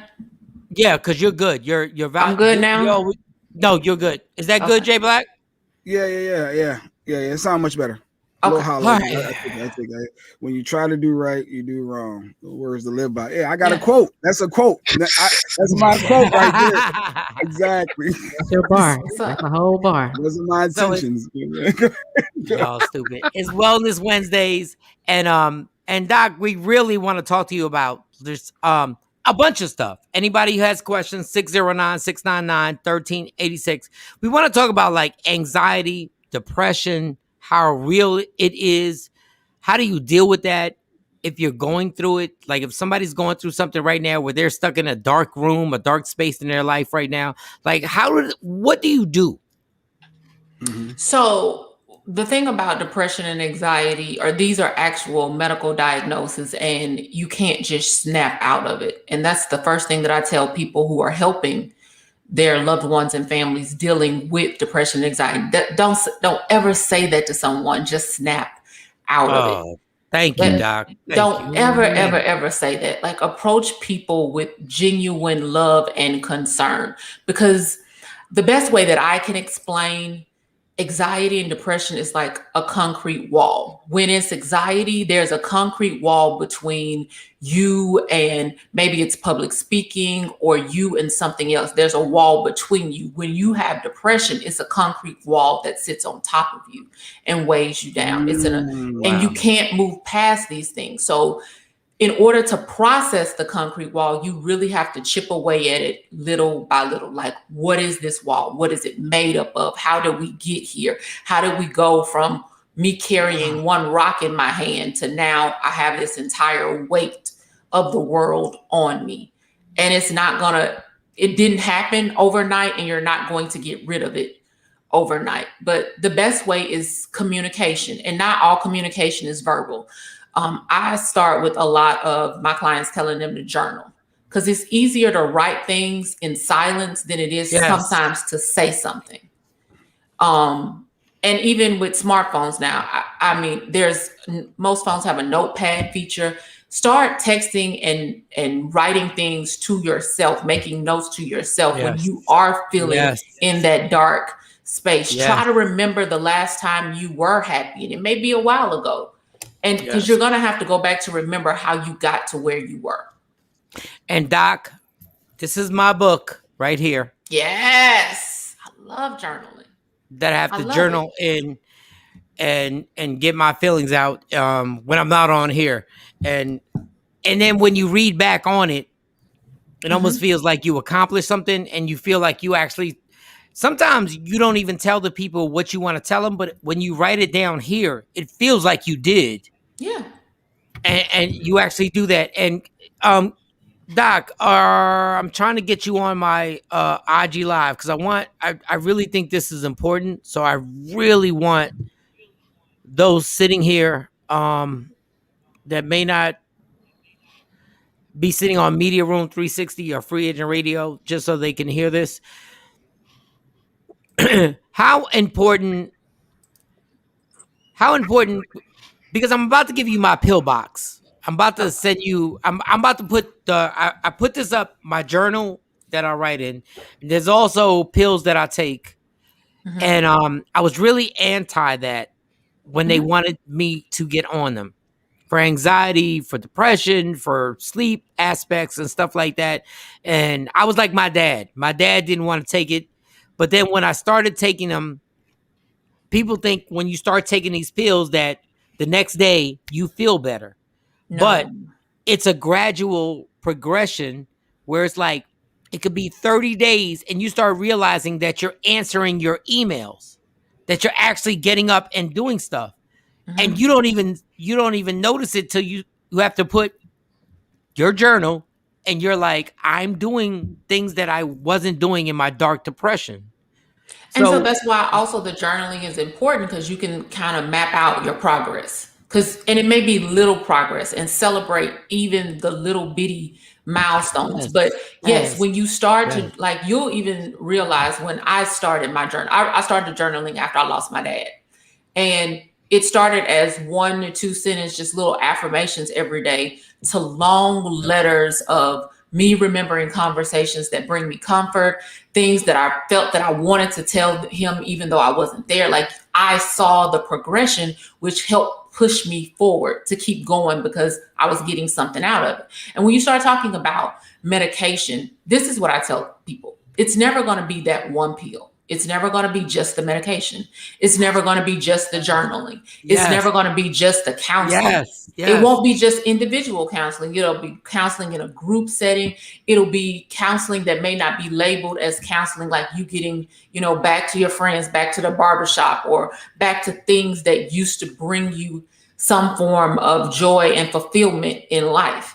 And actually working through that process of figuring out what that is. Like, it's these things that it's not like you woke up one morning. You may have woken up one morning and realized, I'm definitely not the person I used to be.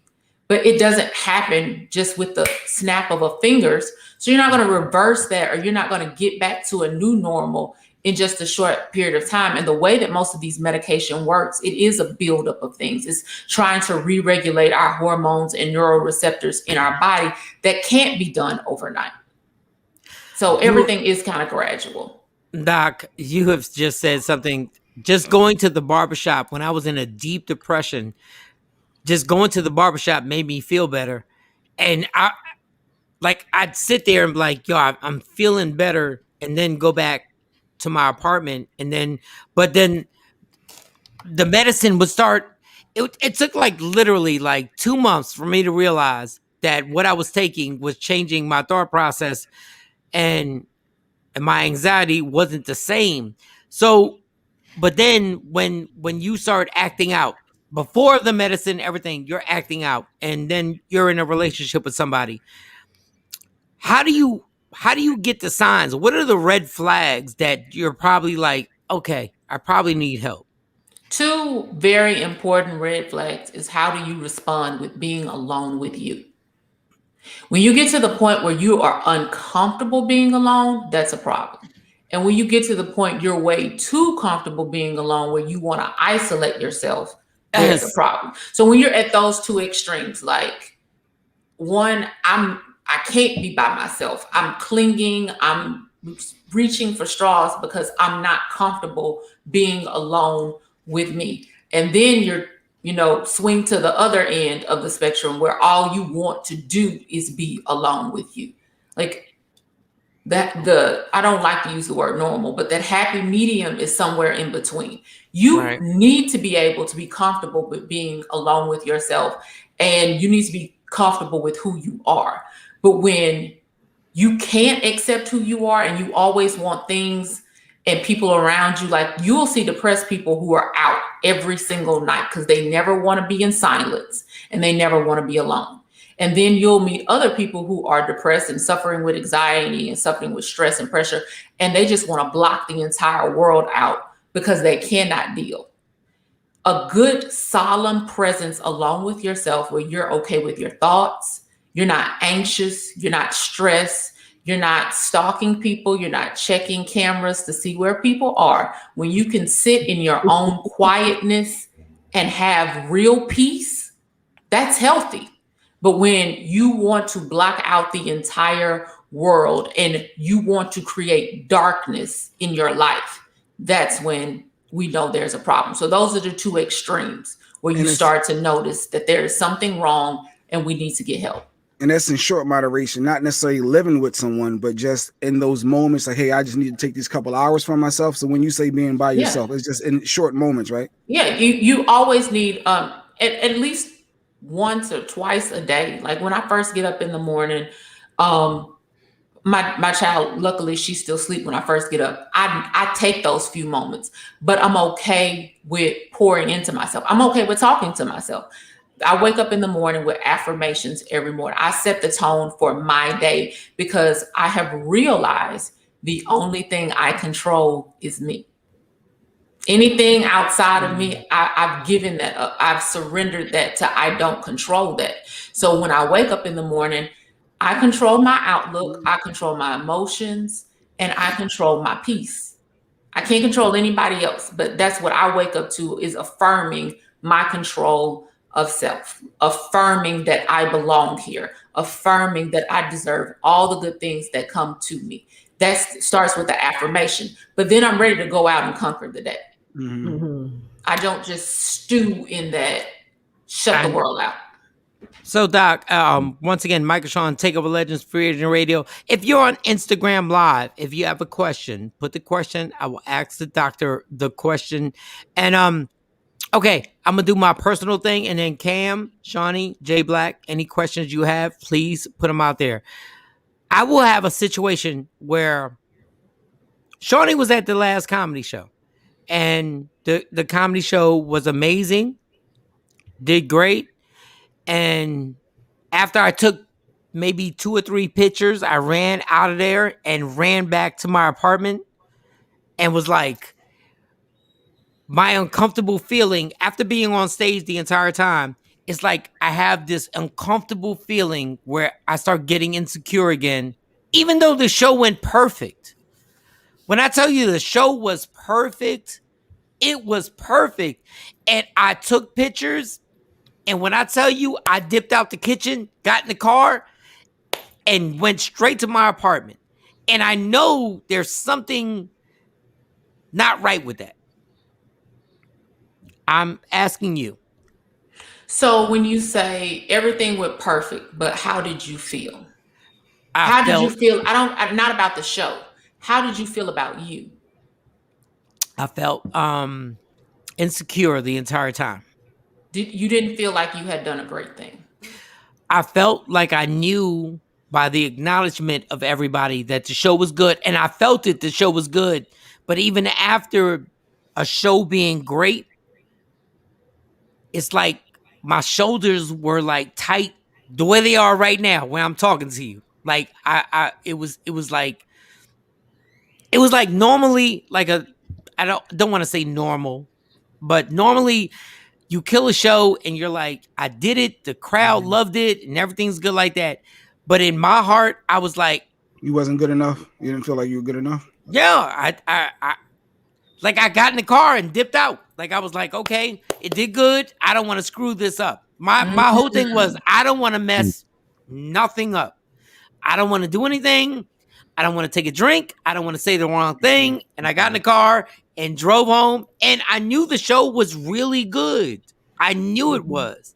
But it wasn't like I could sit there and just be like, enjoy it and pop a bottle of champagne like you won the championship. So, like, you have muscle memory. Like, if you've ever worked out before and you've ever gotten in the best shape of your life and you slag and then you try to get back to there, you try to get back to that muscle, you're having a mental memory because you are remembering when times were really, really good before and then they weren't good. And you can't celebrate in the good times because there's this constant fear and turmoil about what about when they're not good again. Wow. Yeah. You're right about that. So you go to the safe space. Okay, it was good. I'm just gonna go and shut it out.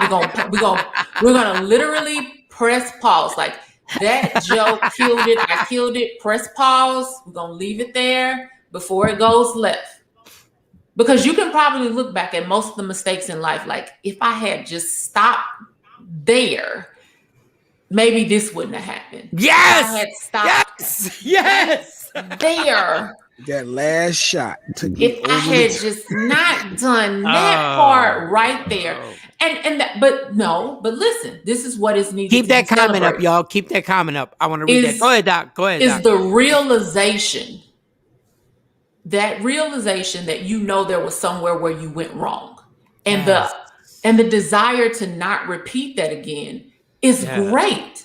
But you also, that's where your affirmations come in. You deserve this, Mike. You deserve to celebrate your talent.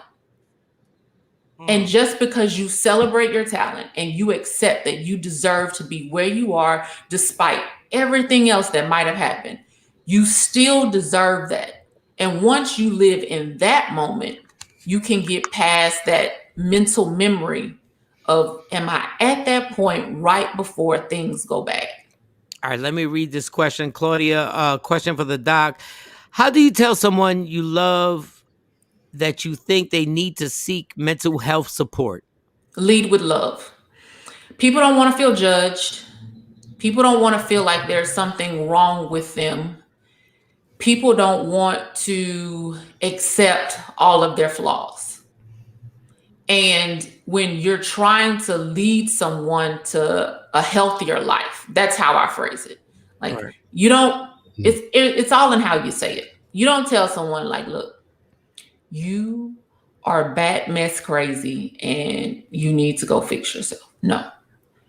You tell them, I love you. I want you to be around for a very long time. So I need for you to be the healthiest person that you can be. Right. That's how you start. Not with criticism. You need to take your crazy butt to the doctor. No.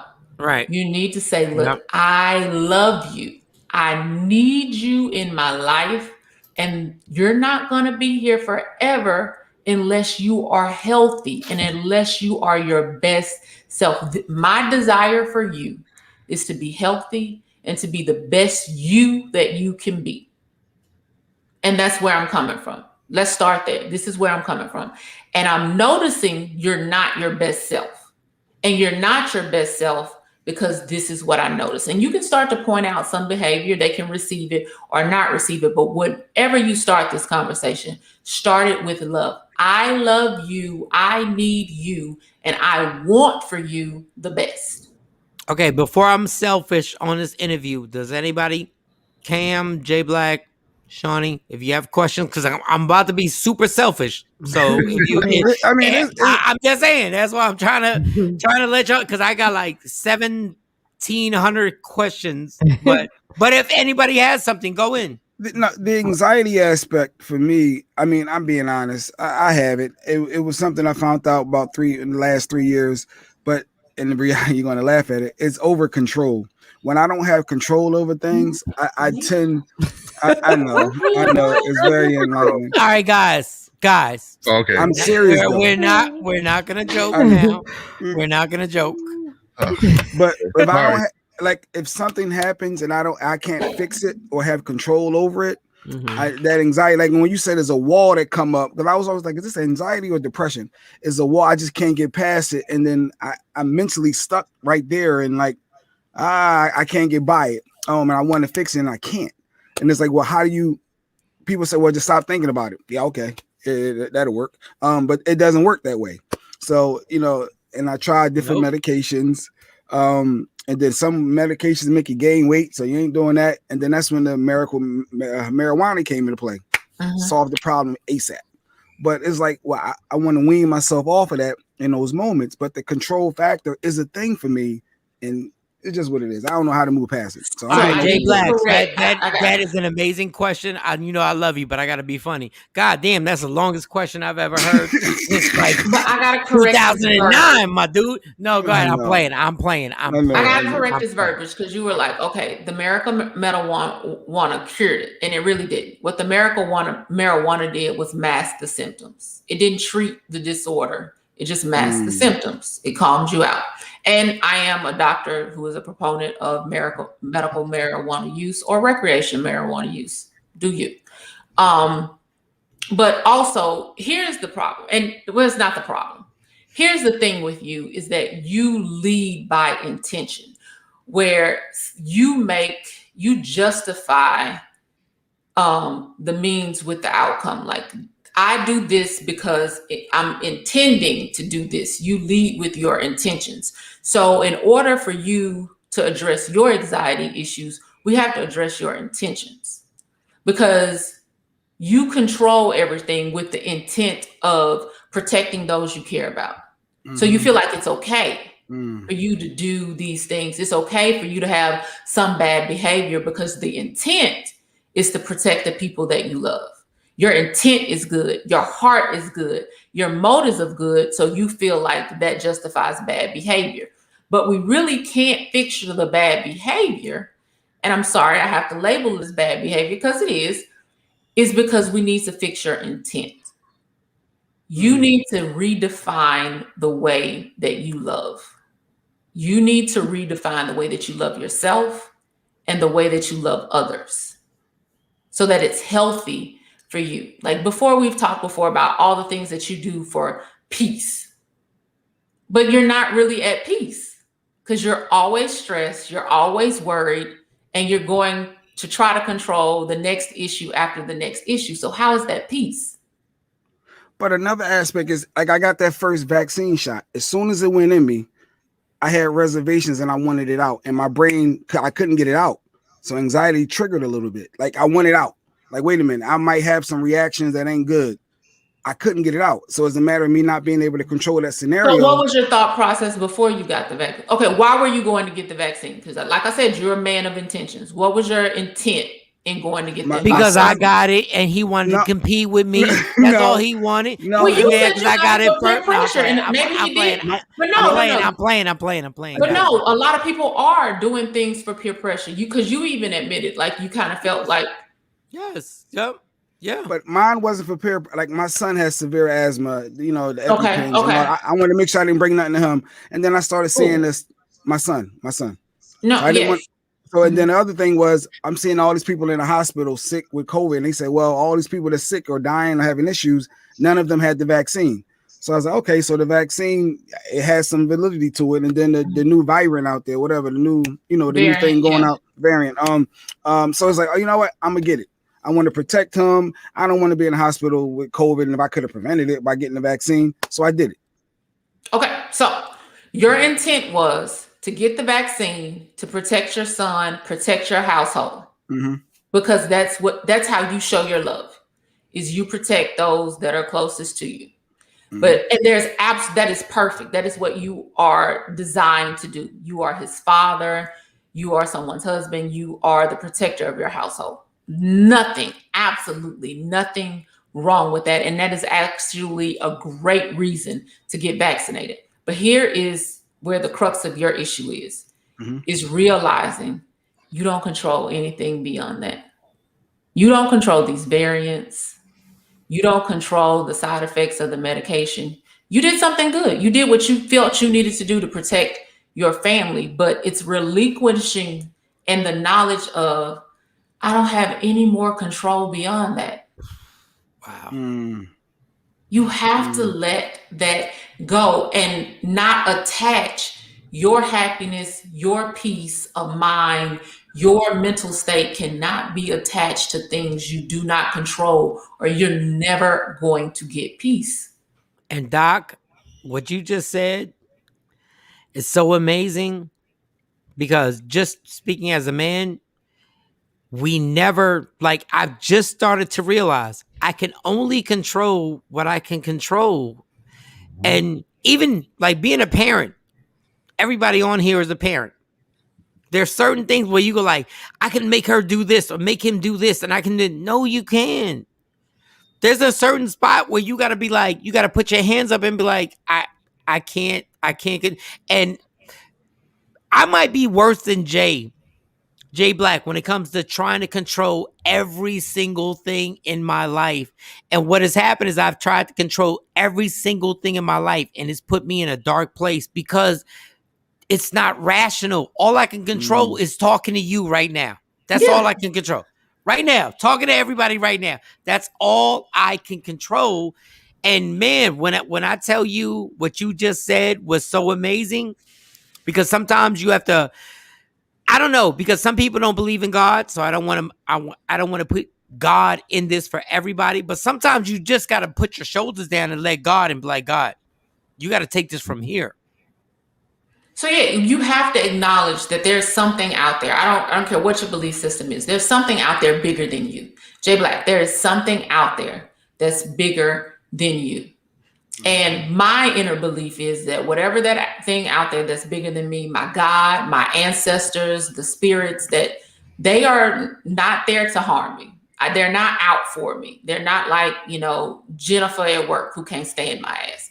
They are out there to, I hope, protect me and work with me, not against me. That's just my general belief. I just want to read this question from Dave. He put it's not a question, it's really a statement, Doc. Question. Well, it is a question. Question for the doctor.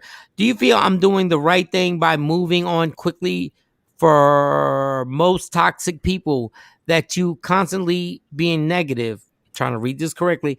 After you have confronted them about the problem over and over again, when is it too late for them to care about it now? Did you get that? I think I did. So I'm guessing the problem is he has a toxic person or people in his life that are constantly negative. He's confronted the issue and pointed out their constant toxicity, their constant negativity. They didn't care about it, and now they do.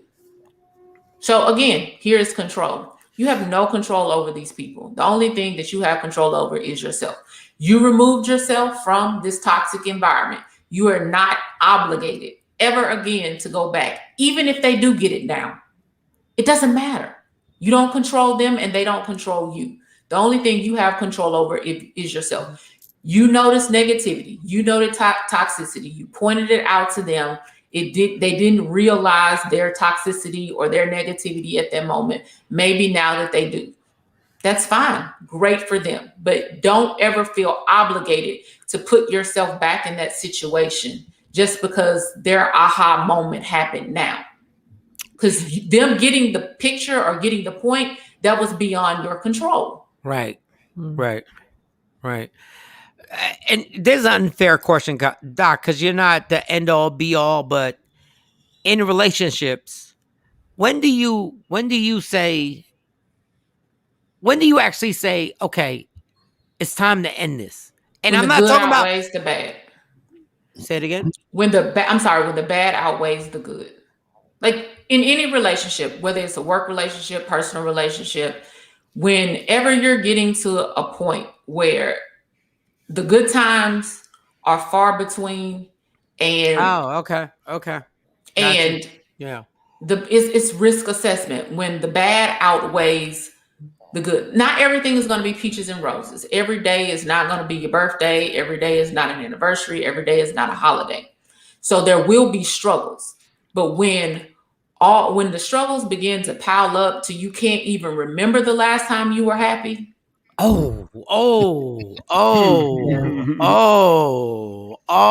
It's time to think about an exit strategy. Doc, what is your favorite sexual position? I gotta break this up. Already. You hit No, I know. That's my go-to. No, you're getting too deep. Cowgirl. Yes, reverse cowgirl. No, you're getting too deep right now. You're making my head hurt. Pineapple's too much. No, she's speaking truth. I mean, this is interesting. I mean, like even I think about like one of my best relationships in life was with my dad. He unfortunately passed away in 2008. And the teen years was rough on him. Like I got boobs, our relationship changed. It was rough. Yeah, but there was never ever a point. Even with, there was fighting, there was arguing, because I am the best and worst of my father. I'm the ultimate daddy's girl. But at no point could I ever even imagine our fights or our bad days ever outweighing the good. Right. No, and that seems so simple, but what you said, the bad days outweighing the good. That's like, and I always said a genius is, I've always said a genius is somebody who's mastered common sense, but the hardest thing to master is common sense. If most of our time outweighs the good, then why are we sitting here together?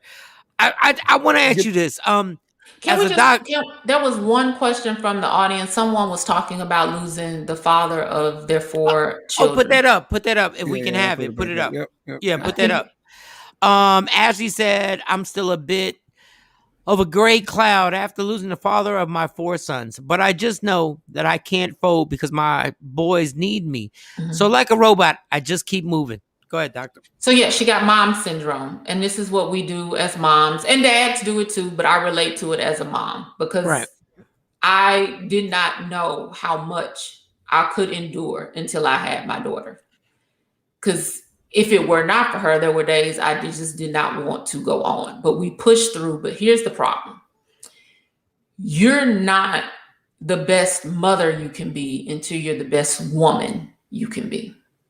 You're not the best wife you can be until you're the best woman you can be. There's nothing selfish about pouring into and taking care of yourself so that you can be better for those who love you the most.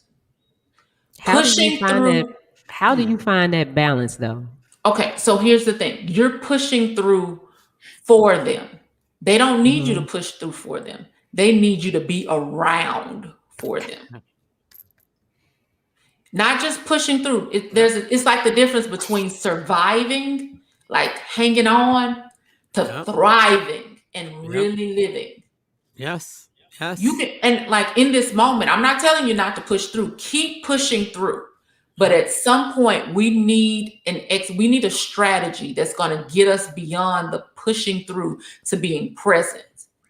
Yeah. And being in that moment and really creating memories with the people that we love. And I just want to say this, Doc, because obviously you say it from a female's point of view, but every man listening, it's just like it's technicalities. Everything you said is the same thing that a man is going through. So I don't want any man watching to be like, well, she's saying it because she's saying it based on human beings.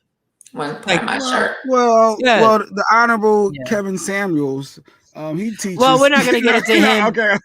We're not going to get into him because that's all an angle, and that's all. And guess what? We all got angles. This show has angles. Like we want to get paid too.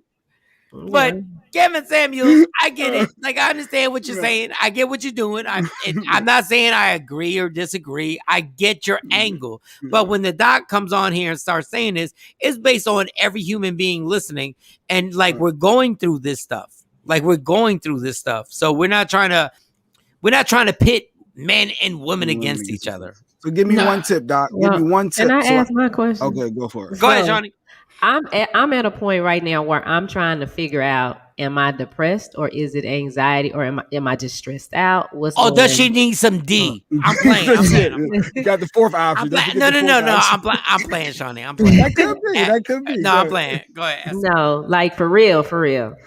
And I've expressed this to some friends, but everybody's like, "Oh no, you got it, girl. You strong. You just need to go take a nap." And I'm like, "No, I don't need to take a nap. Something is wrong." And then when y'all see me on the news, because I done blew something up, y'all gonna be like, well, why you saying? I'm telling you, there's something wrong. I cannot figure out what it is. Am I depressed? Am I just stressed out? It's a lot going on. And I don't know how to, like, I'm trying to sit down and say, okay, this is priority. Let me take care of this first. All right, let me get this done. Okay, when I get this done, then I'll get to the next thing. But everything just keeps piling and piling and piling. It feels like it's like I'm never gonna get to the end of it. Okay, can you just let that pile up for a moment, because the priorities are wrong. The priority is, you said to me, is I feel something's wrong. I don't care what needs to be done, because guess what? None of that stuff is going to get done if you're not around anyway. That's true. So I call that the elephant. Any busy person in their life, they have an elephant. An elephant is made up of a trunk, legs, arms. We have all of these things that build up this humongous elephant of things that we need to do. I have an actual file on my phone in my computer called the elephant, which is like the longest to-do list in a lifetime. I probably will never tackle it all. But there's it's old African proverb of how do you eat an elephant? One bite at a time. Yeah. So let the elephant live. Okay. The elephant is over there on the other side of the room. And that's not my priority. My priority is, Shani just said to me, something's not right. I don't feel right. I know, I don't care who your friends are. You apparently are the strong friend. And this is what gets lost in our little tribe of females. You're the strong friend. So people just expect you to keep going. But no.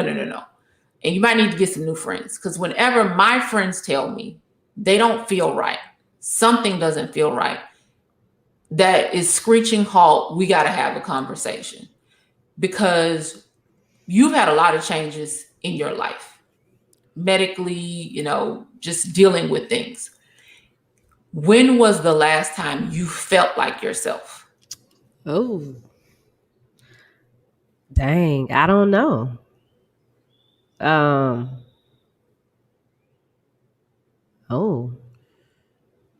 It honestly probably was before I had kids. Wow. How old are your kids? 11 and 12. So we're not going to get back there. Yeah. But apparently over the course of these years, you've lost your sense of a new normal.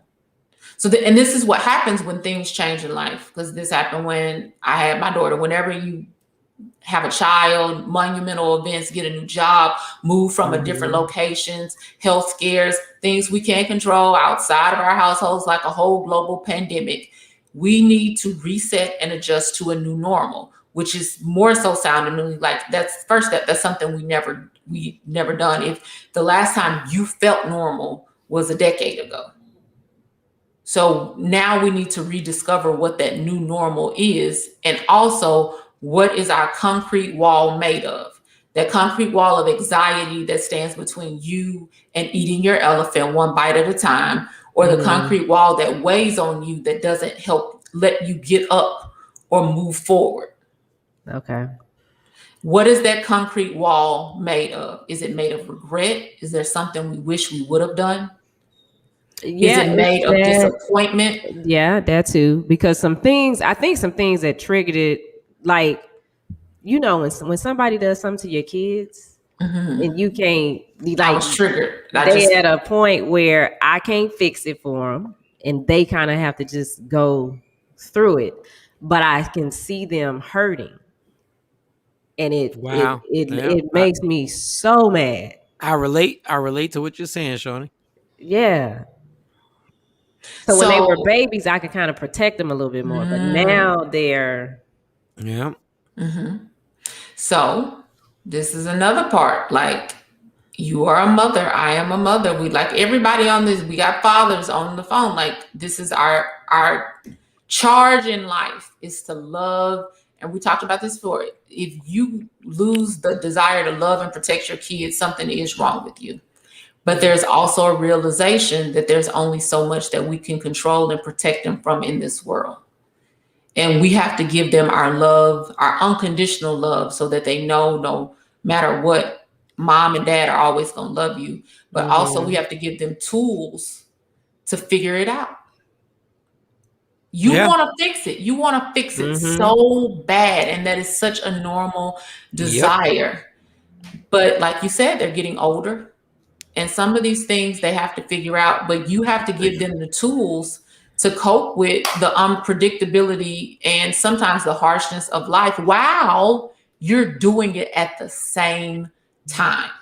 Because you're trying to find your new normal. You're dealing with stressors. You're dealing with anxiety. They're dealing with one of their first major problems in their life. So you're going to do it together.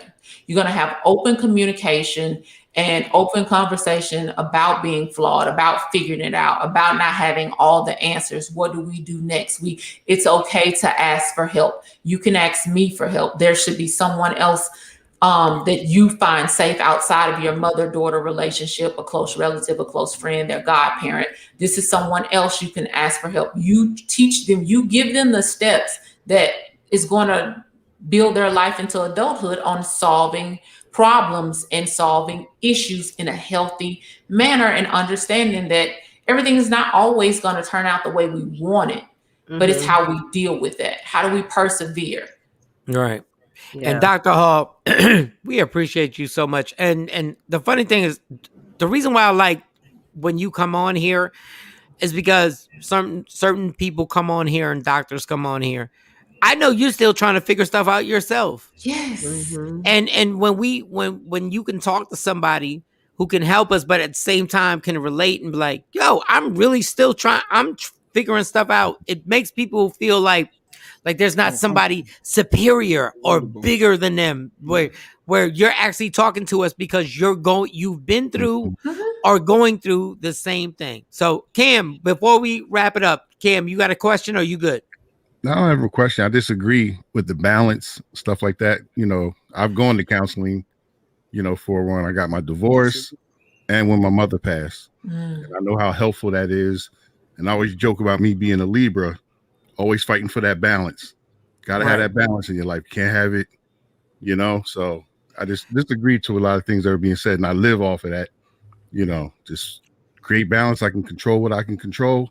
What I can't control, God gonna No, take care. and you know what's funny, Cam? That's exactly in AA meetings that I go to. Is what you can only control what you can control. Mm-hmm. And you got to decide. What was that one comment for David Burns? It was Dave. Was it Dave that had the comment? Doc, you taught me something. So we appreciate. Can she leave me with one tip? Just one tip. Yes. All right. So in a relationship, it don't matter who we interview. It doesn't matter. It doesn't matter what we do, dog. It doesn't matter, dog. Like we've been sitting here for an hour.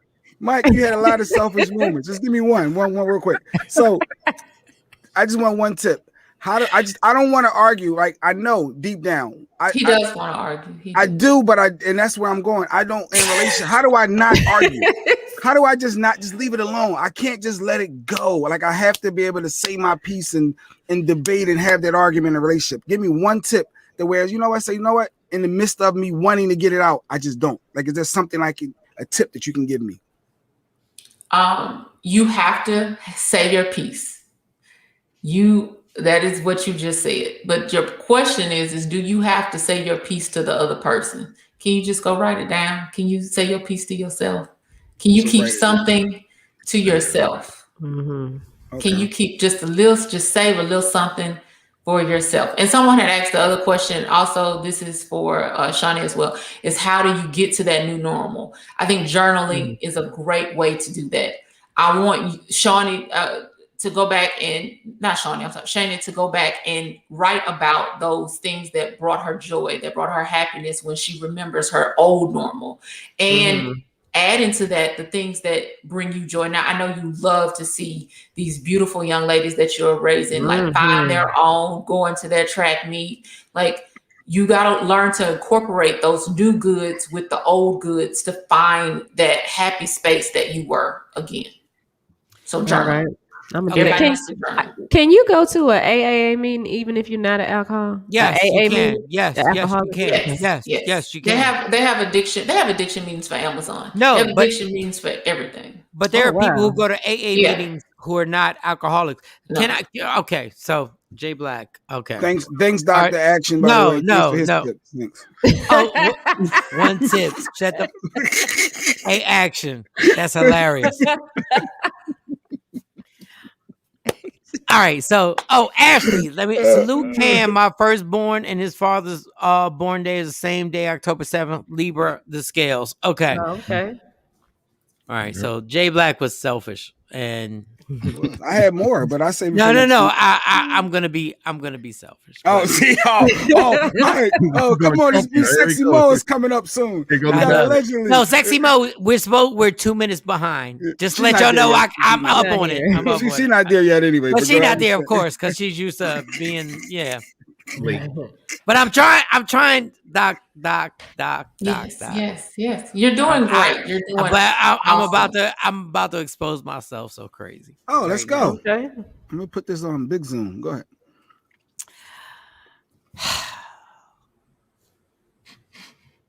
Say it. When you realize, when you feel, and keep me on the big screen, that everything you've done, that everything you've sacrificed, that everything you do every single day is not appreciated. Even though you're a screw up, you've done major stuff, but you have sacrificed a lot of stuff in your life that nobody's built to do in your family, and you feel like you're not appreciated. Like, I don't know how to say it other than the way I'm saying it now, and it's not going to be taken correctly. And I can't write I can't write it in a journal. Like, there's a certain point where you got to realize that somebody has sacrificed so much in their life that you're not built to do. But I did. Like, how do you get that point across without it being confrontational or I don't know. Because I honestly, I'm going to be honest right now. I'm tired of doing it. And I know I'm a screw up. And trust me, I know I'm not the best person to be in a relationship with. I've been the best dad I could be, and I could have been better. but I'm cool. Like I'm not saying I'm on a scale of 1 to 10, I'm probably like a 6.9. But when it gets irritating to the point where you're like, y'all don't understand what I've sacrificed in my life, like, what do you do from there? How do you express it? Like, so again, I can't control anyone that is around you, Mike. And my concern is you. Is because I'm listening to what you're saying, and these are a couple of things that I picked up on. One is you can't acknowledge your success without acknowledging your failure, because you know that you have accomplished so much and you know that you're doing great things, but you also have to acknowledge that you're a screw up. And there's nothing wrong with that. That's a realization of yourself. But I'm also worried that that's what you portray to other people, is you can't portray your good qualities without also hand in hand attaching them to your flaws. They're separate. You actually have successes because of your failures. Your failures are never losses, Nelson Mandela. There are no losses, only lessons. Right. Your failures taught you how to win. Yeah. So when so it comes back to you. I can't deal with other people and their perception of you or how you interact with them until we first deal with you. I need for you to accept that you deserve every good thing that is happening to you and better. You deserve good now. You deserve good in the future, because my worry is that you don't feel like you deserve it. Right. And so when you don't feel like you deserve it, even though you're doing all of these wonderful things, you couple that with, like, you present all these wonderful things, you hold them hand in hand with your screw ups, your mess ups, and your flaws. And that's how people are going to respond to you, because that's what you present. So what I need for you to do is affirm in this moment, you deserve good. You deserve better. You deserve even more better coming to you. And when you accept that to be fact, you won't allow other people to continue to see you as your failure. Right. So do you think Mike needs to probably forgive himself? Because this seems like he beats himself up a lot. Because we all mess up. Well, I'll say it. I know I'm a screw up. I mean, I know I have, but, and that's the problem, is you're not a screw up. Yeah. You're a good person that screwed up. You are not your failures. Right. You're not your failures. You're a good person that screwed up. You're a good person. You're a good dad. You're a good partner. You're a good friend. You're a good son. You're a good person that messed up. But you're not the mess up. That does not define you. Right, I get it. Not who you are. Thank you for that. David Burns says, now I just lost an aunt, a little sister, and now my nephew's cousin yesterday. He was shot and killed in Chicago. And those people were very important in my life. So please put prayers out to his mom, Teresa Lee Coleman. Teresa, right? Did I say that right? Yeah. Teresa Lee Coleman and the family in this tragic loss we took. Well, David Burns, you have all our prayers. All our prayers. Doc, you're amazing. We love having you. We didn't even talk about threesomes, which is crazy, because I had that on the top of my list. I had threesomes on the top of my list, and then we got into a whole bunch of important stuff. And in my life, threesomes is really important. And we did not get to talk about that. But I'm excited because you are coming to the comedy show. Yes, July 14th, and you get to meet everybody. And we get to hang out. And I thank you so much for doing this. Let them know how they can contact you if they want to have any questions, just to get informed. At Dr. KaNisha, DrKaNisha on IG, Twitter, and Facebook. It's been amazing. Doc, my face is so chubby. Jesus. All right. Doc, thank you so much. Critical of yourself. I am. Yeah, it's a great picture. Until they laugh, I'm critical of myself. Doctor, oh my God. He kills it at these shows. Like I've been the two, and he killed it both times. Yeah. I mean, it's at the end, hilarious. he's like, did y'all like it? Did y'all like it? Did you hear the people laughing? I love it. People crying, knocking their drinks over. Hey, Doc, do you have to go to work today? Are you working today? I'm doing telemedicine. I'll be working from home today. Look at you. That's what I'm talking about. I need to study telemedicine and just sit home. Yeah. Love you, girl. We will see you. We will not only see you July 14th, we'll see you every Wednesday, Wellness Wednesdays. Yes. Dr. KaNisha Hall. Close. KaNisha. KaNish.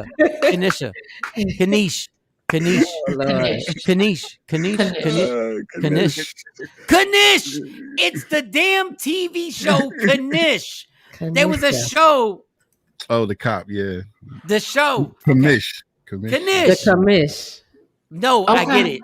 You just gotta get it. You gotta have something close. Thank you. Can a man compliment a woman without trying to match? Oh, yeah. Billy J, you are not going to start this nonsense. Can a man compliment a woman without trying? Come on. I just told the doc that she's beautiful. I didn't ask her if she was a Sagittarius. Like, yeah, it can happen. That's that question. Yeah. All right. Y'all have a wonderful day. Stay positive, and I'm listening. And behave yourself when Sexy Mo comes on. All right. Thank you. Thank you, Doc. All right, Action said, I'm depressed, Doc. My wife won't do the reverse cowgirl. What can I do? Take Viagra? No. All right, let's take a quick break. Not because I have to do a black and mild, because I have to really pee. So let's do this really quick. Let's do like give me like a minute and a half. We'll come back with Sexy Mo, allegedly. Michael Shawn and the TakeOver Legends. Yeah. What up, y'all? It's Michael Shawn from Michael Shawn and the TakeOver Legends. And just in case you missed the show, check this out. All right. Well, now I'm gonna say a word. You tell me your thoughts. White women. Had enough. Okay. Drugs. Had enough.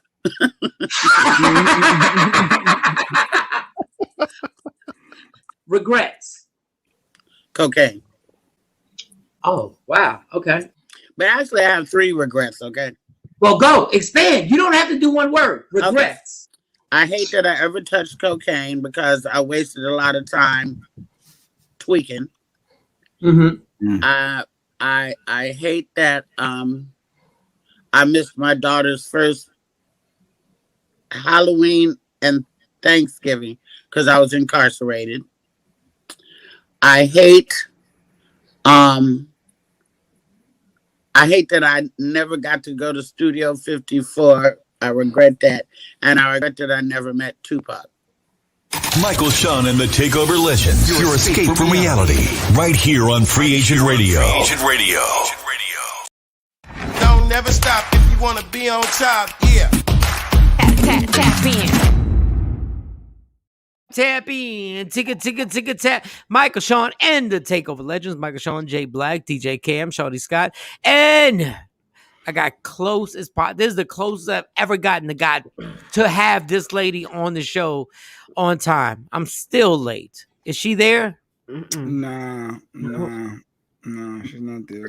I haven't gotten any text messages. I sent the text. I haven't heard back yet. Hopefully she's okay. Oh, I didn't see your text message. You know, when we're on the... Oh, no. Oh, you're talking about... Oh, okay, yeah. Wait, so we could have had Dr. Hall longer? Mm-hmm. Yeah. Well, I think sound like the doctor had to go too because she, she got her sessions. Yeah. Hopefully, my session is coming up because she's my new therapist on the lab, so I need my tele session. So yeah, I think she had to go though. They're always trying to claim somebody. Like you're always trying to claim somebody. Like he did that quick. I got my session. My session. Right.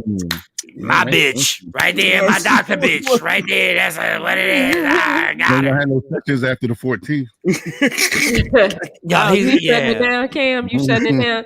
How you gonna do that though? How you gonna shut down this man's mental health? I'm throwing it back at him. What when he was hating yesterday. Okay. That's all that is. I'll co-sign it. Mm-hmm. Oh, okay. I think I just heard Sexy Mo. Sexy Mo just popped in. Oh no, she got to chill now. Now she got to chill. What? Gotta chill. Because there was like I wrote some stuff down and I forgot that it's Wednesdays. Shawnee, did you ever make a link? I for sure tickets? didn't. I forgot. Damn. Okay, let me do it right now. Can you do it right now, please? Mm-hmm. Thank you. I have a pet peeve, and we should have done more of this pet peeve stuff. And I should let y'all have a pet peeve. I have a pet peeve. If you put on the front of your T-shirt, free Terrence, I need you to put the charge that he was charged with on the back of your T-shirt. Oh my God. Like, I need to see, before I co-sign what's going on, you're like, free Mac. Okay, so what was Mac exactly charged of? And I need all the information on what the priors were before, especially on Instagram. Like, let me know exactly what were their prior cases, were there gun charges, were there drug charges, and then he got caught. No, I need to know. Priors don't matter. It's the current charge, Mike. You sound like the media when somebody gets killed and they want to bring up their past. It don't matter. It's if you want my support, I need to know. Before I jump in the deep end of the pool, I need to know exactly what was going on. Charged with armed robbery, but he didn't really have a gun, Mike. It was like a. But just let me know. But I'm just saying, he had a bat in his hand. So just tell me on the back of the shirt exactly what happened. It was a stun gun. Okay, so just let me believe in charges. Whatever. I disagree with your pet peeve. No, first of all, you can't disagree with my pet. It don't have to be your pet peeve. It's my pet peeve. I just need to know when you say free so and so, and then I found out you held 5 people hostages in a damn house. I'm like, wait a second, I was about to co-sign that, and you was holding people hostage. No, I'm not co-signing that. I said my piece, and now I'm about to write it out, like she told me. Write that in your journal, damn it. Write that in your damn journal. Gotta be kidding me. There was another thing. I had another pet peeve. What was the other pet peeve? And I just lost it. Oh, damn it. Oh, another pet peeve. Why is it like all of a sudden I went to the grocery store yesterday? And remember when COVID was happening, they was wiping down the carts and they was doing all types of wiping down everything. Like, why y'all not wiping them down now? What was wrong with wiping down carts? Because forget COVID, everybody's germs are on these carts. Everybody. If you got anything you're putting, why did y'all just stop wiping down the carts? Okay, I co-signed this one. I like this one. Like all of a sudden, and I'm sitting there going like, wait a second, I didn't even wipe down my cart. So, and they don't even have the wipies by the carts no more. COVID's over. You ain't got to keep germs. Is okay. We back to regular germs. Back to regular flu. Regular germs. Regular stuff. Influenza. All regular stuff that goes on. So keep the protocols in. Keep the COVID protocols in. And on that, how about this protocol should have been protocol? That social distancing 6 feet. If you don't know me, we should all stay 6 feet. Respect my space, homie. Why are we? Think about this for a second, y'all. Think about this for 1 second. If you don't know me, Cam, you a big dude. If you don't know me, do you think you're supposed to be 2 feet away from me when we're in line to buy a Slurpee? You're right. That's funny, but you're right. Why are you so close to me? All on your heels. And the place to get my Slurpee. Why are you rushing? Yeah, why you buy me?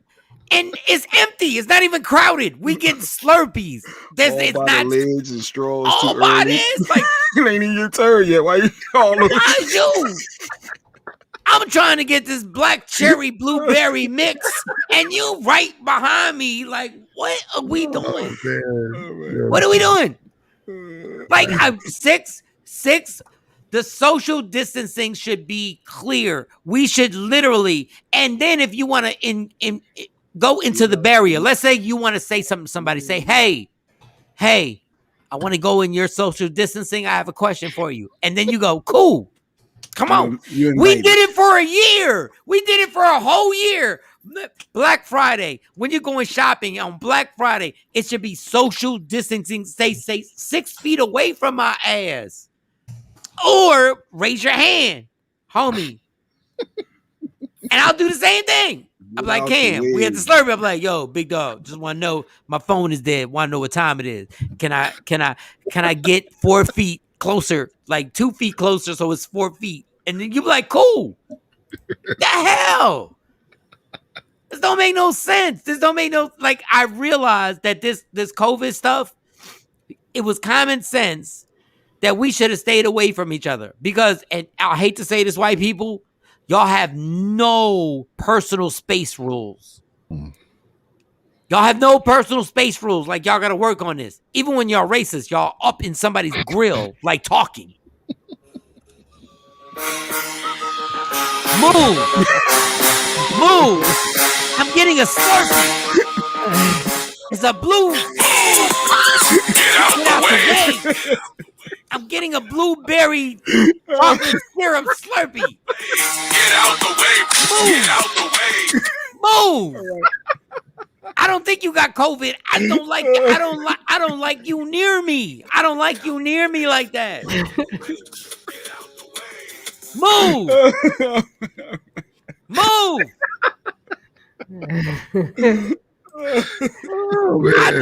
I think when we driving cars, there should be a new law, social distancing with cars, because y'all be up on people.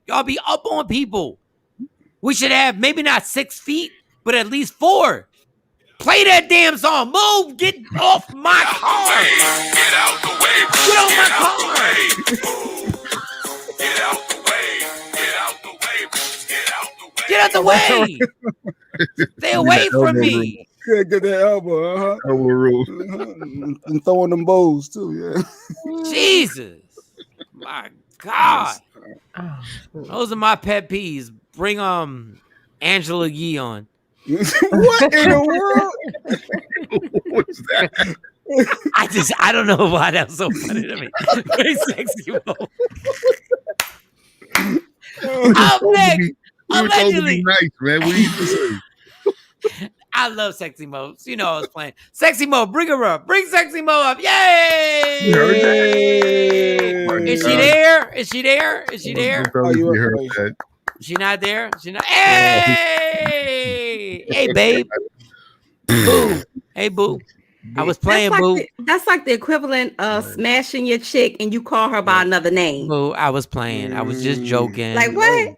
I was just, the love I have for you is unexplainable. The reasons. 10 years. What do I gotta do to prove my love? Mo. The reasons I love Mo. Come on, girl. I love you. It was a joke. I was just playing. We done joked about Jay Black. Jay Black is in a whole different realm. I was just playing. I was kidding. I was just get to your stories. I was just kidding. It was just a joke. I always take one for the team.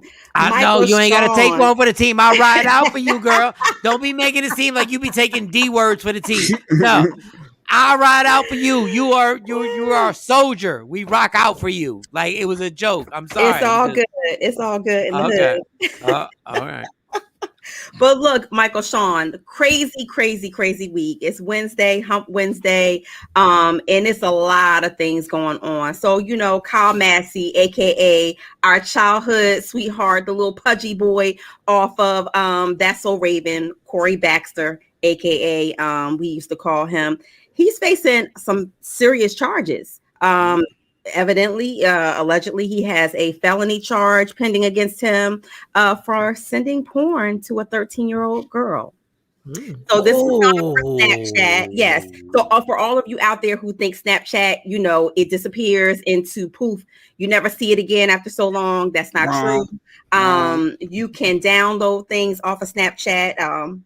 And so, of course, his mother, the girl's mother, turned over a whole brand new key fob full of pornographic pictures he sent. Now, what's interesting is this is not somebody that like a random person. He's known the girl since she was 4 years old. Oh Lord! But see, I was wondering if you knew the age because on Snapchat you can look older, maybe. But yeah, that's disgusting. Since 4 years old. Get his shirt with the back. Whoa! He was sending her pictures when she was on social media. No, okay. 13, Sorry about that. That's okay. So 13 years old when he sent them over Snapchat, but he's known the girl since she was 4 years old. So of course, you know that's major. You know, he was the innocent pudgy kid off of That's So Raven, which was one of my favorite shows growing up. And so he's in a lot of trouble. He didn't even appear for court. So he was supposed to appear in criminal court in Washington, and he failed to appear in court. So I don't know where this is going to go.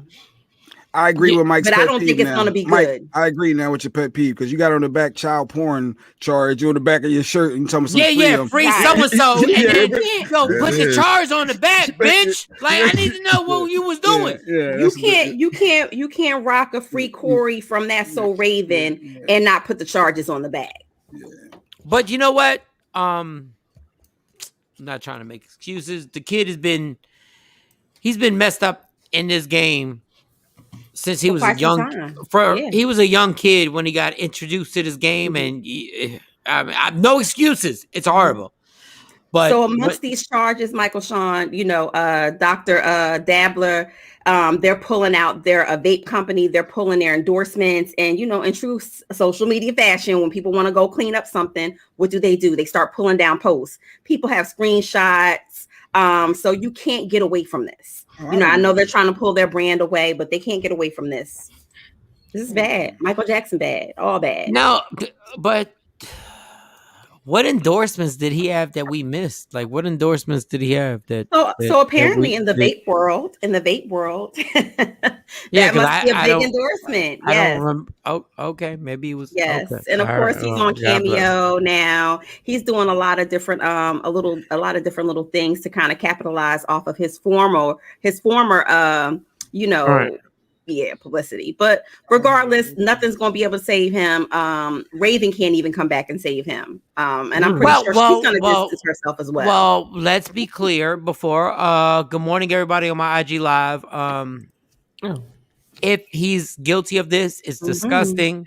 Absolutely. But just because he's accused does not mean he's guilty. Right. But if he is, we are discussing. Looking at his picture, I don't know. Looking at Jay, that's not PJ. If your ass goes into court, they're like, looking at him right now. But that's how people do. They judge us. I saw this dope commercial in the BET Awards. People judge us beforehand. That was wrong. Yeah, that was wrong. Oh Jesus, I can't believe him not showing up to answer these charges in a court of law is also going to be a whole nother set of problems, because when they do arrest him, they may not grant bail, so he may be stuck until they go to trial or what have you. Oh, David thinks it's extortion. He said, well, why didn't the mother not go to the authorities first? Sure, he did. So after suing Corey, it didn't work.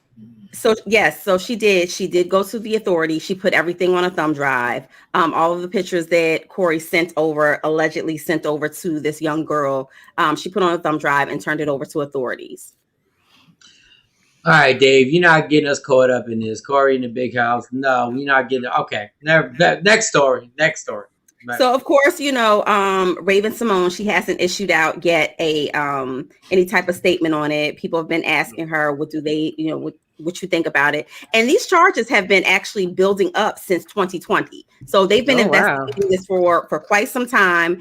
And of course, they wait to pull together a case when they know it's solid. So they must have a lot of compelling evidence against him in order to bring this before a. I know Raven is like, dog, I haven't talked to this dude in a decade. You got his picture. Like, let me tell y'all something. Everybody on the panel right now, if I ain't talked to y'all in a decade and somebody comes up to me and be like, yo, so-and-so did so-and-so, I'm like, I don't give a about what I haven't talked to them in a decade. So like Raven, stop asking Raven questions about the weirdo that became the weirdo and Raven was like, "What do you want me to do?" What is Raven supposed to say? Nothing. So why even asking these questions? I wouldn't say anything because that is going to suck her into the vacuum. You know, anytime there's any type of sexual abuse charges or anything that's egregious, you know, you don't want to get sucked in that vacuum. She's had enough trouble throughout her years and scandal and things like that, and especially with her sexuality, she don't want no part. She don't want none of that smoke. Instagram Live said, "Who are they talking about? You're talking about what's the dude's name?" So we're talking about his name was Corey Baxter on the show. That's on the show. What his name is Kyle Massey. His name is Kyle Massey. He was the pudgy kid, not the real big. He been pudgy since he was 1 year old. He stayed pudgy. Yeah, he been pudgy since like when he came out the womb. They're like, "How much does he weigh?" And the doctor said pudgy. They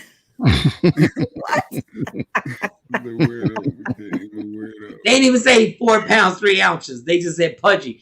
The scale said pudgy. So I mean, he has had other troubles, you know, since then. But this is right here. This is a felony. It's not going away, and I'm pretty sure that he's probably not going to be granted bail when they do catch up with him for not appearing in court. Watch this picture. Look at that picture. He looked like Al. He looked like Al Roker's son. Okay, wait a minute. And see, on Cameo, you know, he doesn't talk about any of his other, you know, acting gigs. He always references, you know, I'm Corey Baxter. Remember from That's So Raven? That ain't him. Oh, no, okay. that's not him. No, that's him. Yes, that is. Jay text me a picture. Who is this guy? That's the guy from Raven's Home. That is. I mean, from the not from Raven's Home. What was her other show? That's So Raven. He was on Raven's Home. What? Yeah. The guy I sent you, that ain't the guy? That's not him. That's not him. So for those who are watching, for those who are able to watch on Apple TV, okay, Roku, Amazon Fire, Just and YouTube, for those who can see, this is actually the person that Shawnee has up. That is, that's him. All right, I don't know that guy. Kyle I ain't Massey, never seen him before. No, he was on the show with Raven. The guy that you sent me, this guy was on there, but that's not Corey. That's not this dude. That's who came up when I Googled. That guy came up. So I said, "Oh, this is him, send it to Shawnee." I take it back then, Corey, if that ain't you. You know Jay Black can't push buttons and do research at the same time, right? No, I just want to know why he's so intense about the pudgy guy from like Next story. Everybody back on the screen. Everybody get back on the screen. Everybody just Google. Why did you waste time? I can't. Why would you? Why? Just because you know, in truth, we spend entirely too much time on somebody who nobody cares about. Well, nobody knows.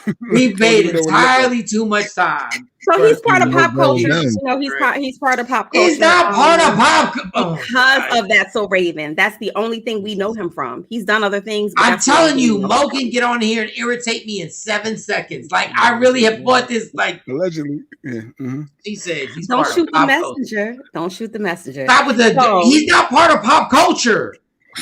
So this is the guy that Jay sent. And I mean, he was on the show, but that's not him. No, this is who I Google. Corey from That's the other guy. Yeah, but that's not him. I'm ready to do the Me Too movement and shut this guy down. This ain't him. No. My bad. He's had other problems. He's had other problems with crack. He talked about, giving Raven. Guys, nobody cares about that. So Raven. What are y'all doing? What are y'all doing? He about to go in outer space next. Stop. Just come on, Mo. Move on before you go drive a car. Hey, get on the Instagram Live. Get on the cam. Get on the Instagram Live. I was on there, but Jay made me go get the picture. And I'm trying to get the Facebook post up. Who cares about these people? That's Jay Black. I got this guy. He's and then Mo was like, "No, that's not the person. That's the person from Zone." Who cares? Well, Jay Black pulled up the crackhead. And then then Mo or somebody says, "Oh, well, the culture. The culture of what? Nobody. My kids don't. My parents. What are y'all talking about?" Because they came Mo like what Jay did this, and Shiny said, "Well, Jay made me look for the picture, so I had to get off." What? Yeah, I'm trying to get the Laugh Out Loud Wednesday tickets up here. Hey. And Mike screaming, "Who cares?" Pop culture. People of the culture. Mike going in outer space. Go ahead, Fast Nine. Well, Go ahead, Mike. Speaking of the culture, Michael Shawn, I mean, I keep telling everybody when the feds come from you, when them alphabet boys come from you, they know they got something, and they got a rock solid case. I keep telling people to stop putting everything on the gram. Pooh Shiesty is no different. So, of course, they have arrested him. They've indicted him. And what they used to actually, catch him was money, the serial numbers. They honed in on the serial numbers on this picture that he has posted on Instagram where all of this money spread out. And they say, oh, it matches the batch of money that fell out the car. All right, Jay done got me started. Listen, Mo. He's a effing rapper. He's going to go to jail. They all go to jail. They all go to jail. You know what he did? They're like, you know what he did that was so stupid? He became a rapper. Rapper stressing. Part of the rapper kit. Yeah, it comes with the kit. You get a blunt. You get a gun. You get a father you don't get know. locked up. No, you get a father that you don't know. In 5 to 10. In 5 to 10. And then you get free. What's his name? Shiesty? You get a free Pooh Shiesty shirt. Pooh Shiesty. Free Pooh Shiesty. Guy's super brand new. How about this? The next rapper that has a hit single, let's all put money. Let's go to Vegas. They should be a line in Vegas. The odds are you could make this amount of money if he goes to jail. They should be odds in a line. And then black people like, yo, that is so racist. Shut your ass up. They all go to jail. Well, he is not even going to be seeing the lights of day for quite some time, and he doesn't even have a bail hearing until July 6th. So he's not going to get a bail hearing. He's not going to get nothing. He's going to be sitting. Mike screaming again. He's not going to get nothing. Father, you don't know. Stupid dummy rappers. Y'all, this is what kills me. Y'all do the same stuff. There's been 7,000 rappers before you that have done the same things, and nobody ever goes, you know what? Maybe I shouldn't do that. Poor Pooh Shiesty. And if he kiss my ass, y'all all go to jail. Y'all do the same stuff every time. Pooh Shiesty. You don't know who Pooh Shiesty is? My daughter be like, yo, he's the truth. He's the next. Yeah, until he's in jail, and then he's like, all of a sudden, it's not that sweet no more. Right. Pooh Shiesty. Do you know? It's all in the name. Can y'all just make music and just keep your ass out the streets? Well, unfortunately, Pooh Shiesty ain't gonna be hitting the streets no time soon, Michael Shawn, because this is gonna stick. When the NBA Youngboy is still in jail. NBA Youngboy is still sitting as well. He's not getting out. Ain't nobody sent him one letter. Not no JPay. He ain't getting no money on his JPay account. He ain't get a Cash App. Like, god damn, y'all stupid as hell. They worried about your blood pressure, Mike. They worried about your my blood pressure. I'm about to explode. My head's about to just explode right now. It's about to go boom. Yeah, I'm gonna get you all worked up, Michael Shawn. Oh god. I know how some of these things in hip hop can pineapples. Actually, pineapples. Go to the next goddamn story. I forgot about the safe word. In the next story, another rapper. Go ahead. It's like if these rappers. It's like with these rappers. It's like if this is one bad chick, right? And everybody knows she's got herpes to the 12th level, and she's got chlamydia, and she's got like everything, but she's bad as hell. And for 20 years, everybody keeps having sex with her. That's what it's like when rappers go to jail. You like, again? Like you knew she had a hot box. You going to jail again? Yes. These mother. But a lot of them, you know what, Michael, Shawn, they think they're above the law. They think that not me. Everybody think not me. It ain't gonna happen to me because I'm smart.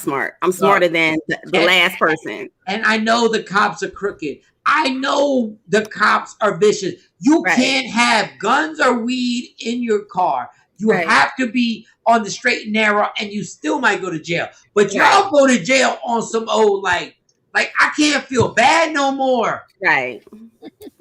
Dude, your name is Pooh Shiesty. You were bound to go to jail. Like you had to go to jail. Your last name was Shiesty. Well, they definitely jammed him up. Like I said, when the feds come for you, they come for you, and they know what they're doing. So, yeah, he's gonna be sitting. He's gonna be sitting, and the money. My thing is, they honed in. You know what kind of special camera you gotta have to hone in on some serial numbers, on some money in a picture? Your name is Pooh Shiesty. Mike ain't letting it go. Your name is Pooh Shiesty. Like when a rapper has a name called Murder Something, and he's like, I can't believe they would follow me. Bitch, your name was Murder Something. C Murder. Your name was C Murder. Wait, ain't he still locked up? AC Murder locked up? Oh yeah, Like Ja Rule and Irv Gotti were like, I can't believe the feds were targeting us. Your whole company was called Murder Inc. And we all know that they have a whole freaking department just for hip hop. Dude, So, if your company was called Christian Life, I promise you the feds would have been following you that heavy. Pooh Shiesty! Pooh Shiesty. You know you had a problem. You know your name ain't right when the damn judge said it, and now you feel bad. When that judge said Pooh Shiesty, please rise. That's when he was like, yo, I was wrong. Call me my real name, Jonathan. Goddamn. No, Pooh Shiesty, please. Can the defendant please stand? And you know that's what they're going to name. That's what they're going to call him in court because they want the judge to know that he's a hoodlum, that he's this and he's that and the third. So First of all, Mo, how old is your ass? You said he's a hoodlum. How old is your ass? That's what they call him He's in a court. hoodlum. He's a menace. They use words like he's a menace. He's a hoodlum. That's what they use in court. They use words that you can identify. He's a hoodlum. He's a menace to society. They use that in court since Frank Lucas, an American Gangster, was in court. He's a hoodlum. Well, most of the judges are old. Most of the judges are old. That heifer said he's a hoodlum. He's a hoodlum. Most of the judges are old ass men, so of course they're gonna say, Mo, let that go, Mo. You lost that one. They said that from 1985. She was like, "Yo," it's like Wesley Snipes was on the stand asking questions. They were like, "He's a hoodlum, New Jack City." Yeah. It's bigger than Nino Brown. It's bigger than Nino Brown. I'm no hoodlum. Take that back. Take it back. Take that back. You know what? Don't you know what? Nothing. Just admit that your ass should have never said hoodlum. The messenger always gets it. I'm gonna take it. And shut your ass over that messenger stuff. I'm a diddy bop right now, and I'm gonna take it. They had nothing to do with the story. That was Mo. He said, don't shoot the hoodlum messenger. Don't and you his dare posse. And his posse, right? And Mo? his posse. Hey Kim, get on this. I need your laughs. Get on this Instagram. I need your laughs. Go ahead, Mo. What's the next story? Because we almost running on time. We almost good. Go ahead, girl. What's your next story? We have another dropout. She said next. I'm such a net. I'm such a net mess. So Serena Williams, another one bites at us. What was her name? You said? I was trying to be funny, but no, Serena Williams. Of course, you know what? Okay. She has announced that Wimbledon, she's dropping out. She had an injury to her left leg, and she's devastated. So this is not, everybody's still coming off of Naomi Osaka, and her, dropping out from various tennis matches. This is it for her. So the difference is that Serena is a lot older than Naomi. So Naomi can afford to kind of drop out for whatever reason. Serena, this is major for her because she may not get another chance at Wimbledon. Yeah, she'll get one more run. And we get it, Serena. We get the whole thing. We know. I felt bad. I felt bad that she had to, but you're old as hell. It happened. LeBron, it happened to LeBron this year. Right. Didn't Magic say that? Magic said LeBron ain't got but like 2 good seasons left. Yeah, LeBron caught his ankle. Serena caught her ankle and did whatever she did. God bless. I'm not getting overly sad with somebody who's worth like $200 million. Like, I'm not getting overly emotional and holding myself. Like, she is the GOAT. She is. It's not just male and female tennis players. Mm-hmm. Tennis players in general. She's a GOAT. Male or female, don't matter. So I'm not getting overly emotional. White people wanted you to get overly emotional. They were like, Serena walks on. Oh, this could be her last woman. Right. And I was sitting going like, yeah, and you racist bitches have been killing her entire career. Right. And now y'all want to whisper how this could be her last Wimbledon. Right. Shut your ass up. She's fine. You know they will put the nail in the coffin before you even take your last breath. So I know that this is devastating for her. She said it's heartbreaking that she has to pull out. But that's what I felt like. That this one chick I was having sex with, I was heartbroken that I had to pull out. It was amazing. I knew I could tell that my mom would have liked her. Like I had just met her.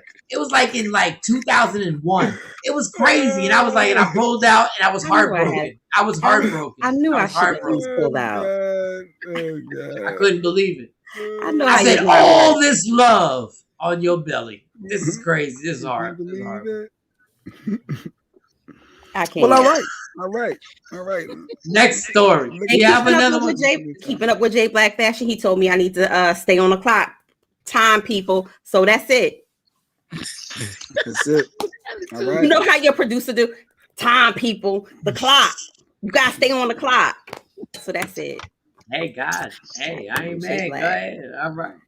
All right. They like bossy as hell. We talked about Corey. Y'all know. See, now he want to recap. Well, talking about Pooh Shiesty. You hit on a lot of good stories in the culture. Okay. I think you did a great job, but Jay Black is, I think you did an amazing job.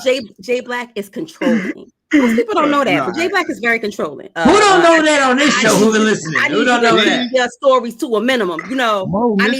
I need to. No, you got to start watching a little bit of before you come on. The doctor I like when Dr. K comes on. Dr. K comes on because Dr. K kind of reels him in.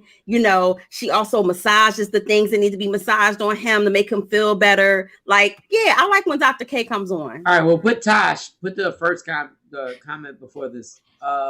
It hurts when something you live for every day you cannot do anymore. Oh, you're talking about Serena. Right. Let me tell you something. Let me tell you something.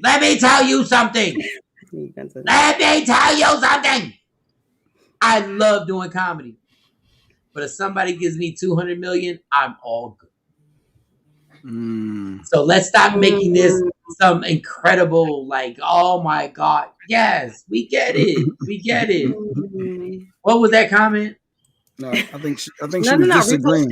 Who don't know Jay Black is not controlling? Oh, yeah. She said not controlling. I don't know if it's a typo, but I take it. She meant as in everybody knows you are controlling. Look at the laughs. Shorty do what? That's a joke. You are controlling. Jay Black, if you could control the sun, it wouldn't come out till Wednesday. Matter of fact, he might put a whole ban on it. It may not come out for the rest of the month. David Byrne said, God has blessed her all this while. Sometimes it's not a shame to lose a game, which is important to her. She and her sister, come on, Dave. We gonna really, this is a long ass comment, my dude. Come on. And almost everything they wish for. Jesus, Dave. My God. She and her sister are a royal family of tennis. They had fame and almost everything they wish for. Yes, I just said that. God damn. Just type what I say. Kathy, we had a breakthrough when Jay Black asked for help about his controlling self. Thank you, wasn't. Kathy. Mo wasn't there for that. I wasn't there for that. Jay Black is a Virgo, and Virgos sometimes have trouble letting go of relinquishing control to other people. And Jay Black is a true Virgo. You broke the whole Mike, day. it's a long ass comment. Yes, it is. Don't be messing Another with David. comment. It's a long ass comment. I'm not reading paragraphs up in here. Complaining about a listener. Oh, that's excellent. Oh, Tasha said, Jay Black, I'm agreeing. You are mad controlling. Everyone blink once if you feel abused. No, I'm gonna blink twice. I'm gonna blink 2 or 3 times. Come on, I feel abused every day. Jay Black has been abusing me for 15 years of my life. No, little kid, I be hitting Tasha up too. Like, Tasha, I need this. Look, Tasha, she just a watcher of the show. Yo, Tasha, can you do this for me? Can we do a surviving Jay Black? Now, how about this, Mo? How about the last person? The last person on earth who should be surviving Jay Black is Mo. Mo has been late to every show we have ever done in history. Traffic is crazy. 20 plus years. Ever. Traffic is crazy. Talking about surviving. Surviving you. Listen, Jay Black. Look. No, but check her excuses out. It used to be traffic, Now she said the link won't just load. I keep clicking the link, it just won't load. Like this, I'm not in control of technology. I'm clicking the link, but it just won't open. All right, I'm gonna try again. Oh, every time I try, okay, 5 more minutes later. Yeah. Okay, now it's starting to work. Huh? Yeah. Okay. All right. Yeah. The link won't work. Yeah. We're gonna wrap this up with controlling Jay Black, who made a breakthrough, I think. Yes. Kathy, the page is up on the media room, but it's something that I gotta change on here, and I don't know where this is coming from because the show is not free. So you can click the link and buy a ticket. Again, the show is not free, but it's saying that it's free. What show? Your show. I want to hug both of y'all. What show? Your show. The comedy show. I wish you would think that's free. That is not free. I come up to that ticket booth and act like it's free. See what happens. Shani said it was free. I want to meet David. I'm coming. No, it is not I'm going to free. be in Dallas. I want to meet David. He coming. No, David's super cool. Is that the one we met? Did we meet? That's the one that was singing. Yeah. That was his wife. No, his wife. Yeah. No, we love David. Now you gonna sing again when you see him. Yeah. No. I don't need him to sing to me. I just want to meet him, shake his hand. That's it. I see breasts and nipples all in my face. Yeah, Dave. She got white teeth. I'm gonna need for you not to serenade me, David, when I meet you. And I think to myself, of the woman I think about when I'm having sex with my wife. Wow. I was kidding. It's a joke. God damn. They think about other people. Wow. Who don't think about other people when they have sex? Who think about other people when they have sex? This started a whole nother conversation. Yeah, this has been a really good show. Y'all stop it. Y'all lying. Y'all stop it. Stop it. Yeah, I ain't touching that. Hey, Miss J Black. I ain't touching that. Oh no, that was Mike. What are you talking about, Miss? That was Mike. Why you gonna put it on Jay? Mike said it. Mike said it. I could have sworn. Kathy's comment was, how about we saw a nice, soft, serious side of Mike today after he blew up about his old job, Jekyll and Hyde. Welcome to, yes. Yeah, you did. You blew up, and then you went serious. It is Jekyll and Hyde. Yes. That's why I sit here and y'all be trying to front like y'all ain't never thought about somebody else during sex. Shut your ass up. Well, there's the comedy page right there. I think that's a man thing. You scroll down. It is not free. Just click the link right here. Somebody got to think about somebody else. You can get your tickets. Why you don't just have sex with the other person? Because you don't know them. Oh, you're talking about like a movie star. You're not around. If you're not around them. Oh my! Yeah. Okay. Yeah. Okay. You saying she want that as a topic tomorrow? I don't know. I don't think people will admit to that. I mean, maybe if they're not in a current relationship, maybe they admit to that. Doc said, tomorrow, who thinks about other people while having sex? If y'all want to lie. Y'all go lie. Go ahead, lie. So that's what take you to the mountaintop? Dudes masturbate, right? Listen, I'm gonna do this in like 60 seconds. Dudes masturbate, right? Going They in 60 do? seconds. Yeah. Yeah, Jay, you can play. I know you got restrictions in your household. I get it. Wait, what? Restrictions on what in the world? I'm not even gonna go to his restrictions on. Dudes masturbate, and ain't nobody masturbated about the person that was sitting in the room outside the shower.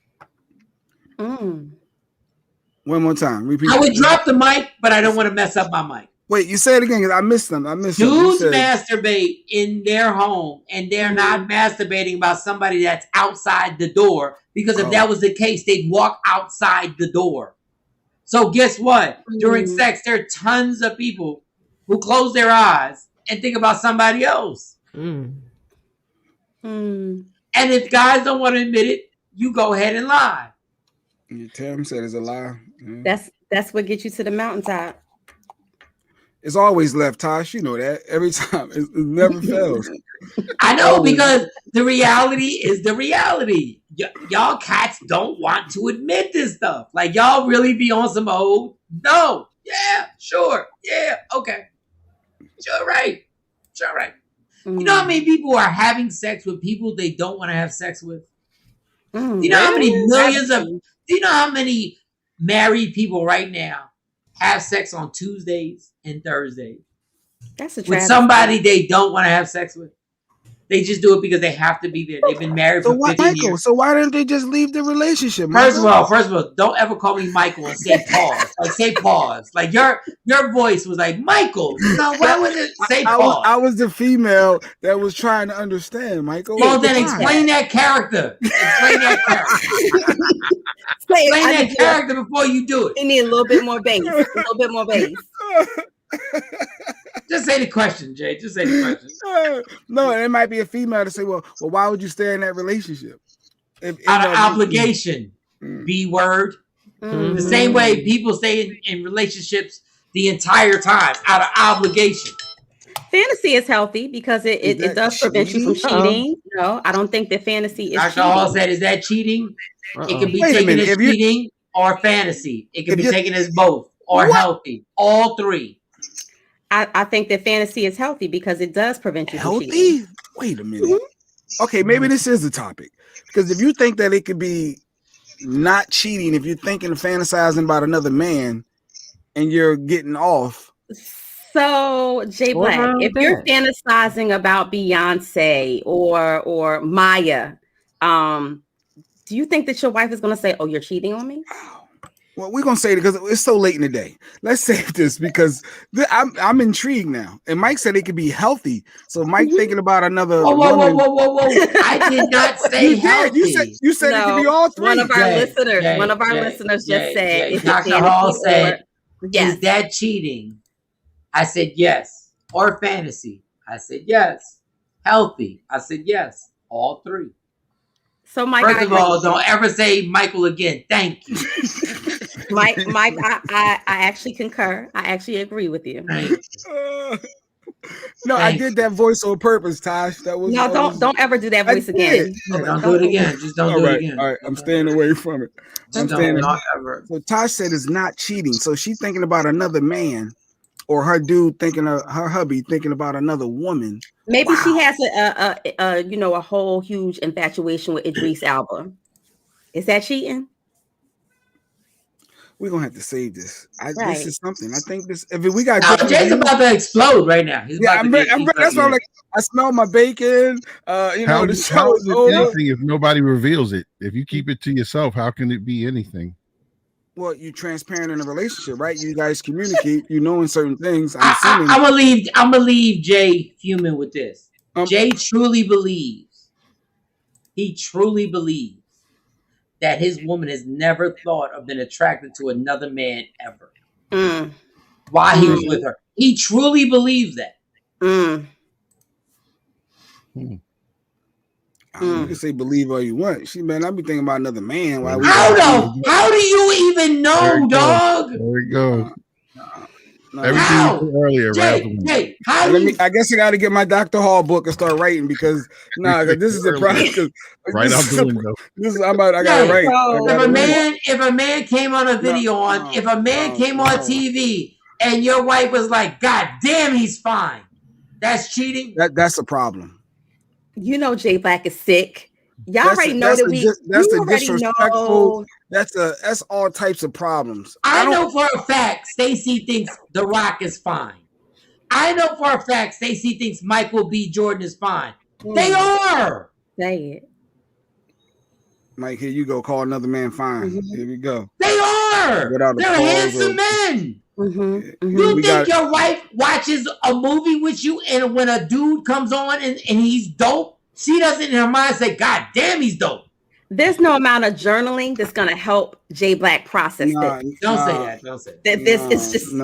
This is all types of problems. When a bad chick comes on the movie screen, in your mind you say, yo, she bad as hell. Or you see a fat ass and you go, she got a fat ass. You think you're the only one who has those thoughts? Jay Black? That means he's cheating then. No, it was crazy. You done cheated on your wife every day.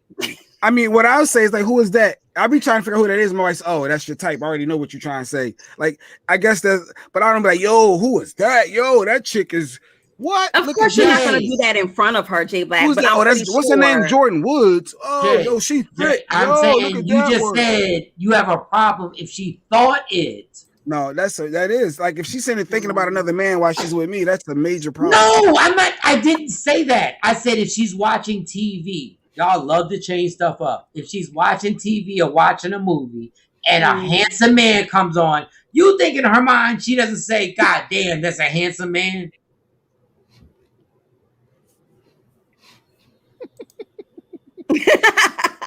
Lady Q, she said, don't come down here with this dumb ish. Not today, Satan. You be thinking about other men. Wait. Jay, in real life, do you really think you're as handsome as Michael B. Jordan? We're gonna save it. Matter of fact, no, I want to know before you go. Do you really think you're as handsome as Michael B. Jordan right now? Miss J Black, don't drink the Kool-Aid. Miss J Black. No, Mo. Please, thank you. Mo. Answer. Do you think you look better than Michael B. Jordan? Your phone, Shiny.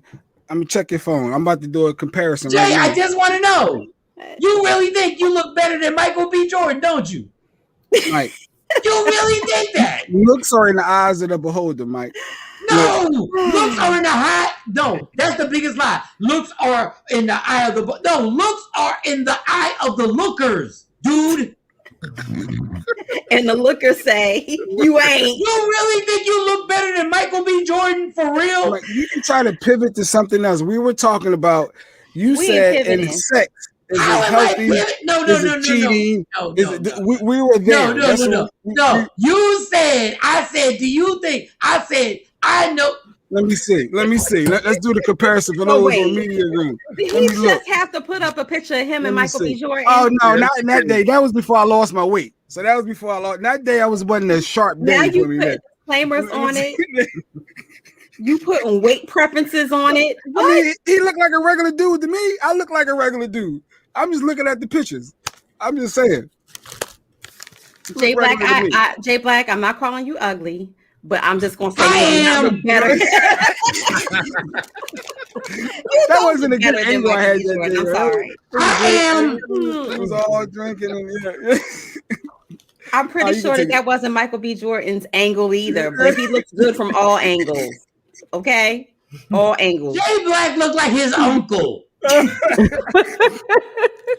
Uncle Spanky. All right, we gotta get this off of me. We gotta get this off of me. I think you really believe when y'all watching movies that you're the only one who finds somebody else attractive. No, you I'm really just saying, believe that when you're watching with somebody who loves you, because your wife 1000% loves you, you really believe that she doesn't think anybody else is attractive in the world. What type of psychopathic person are you? He's a whole psychopath. I done told you. It's normal. but it's normal. Dr. Hall, I need my session extended. I think I need additional 15 minutes. That's why when you were killing me on who did I say was handsome?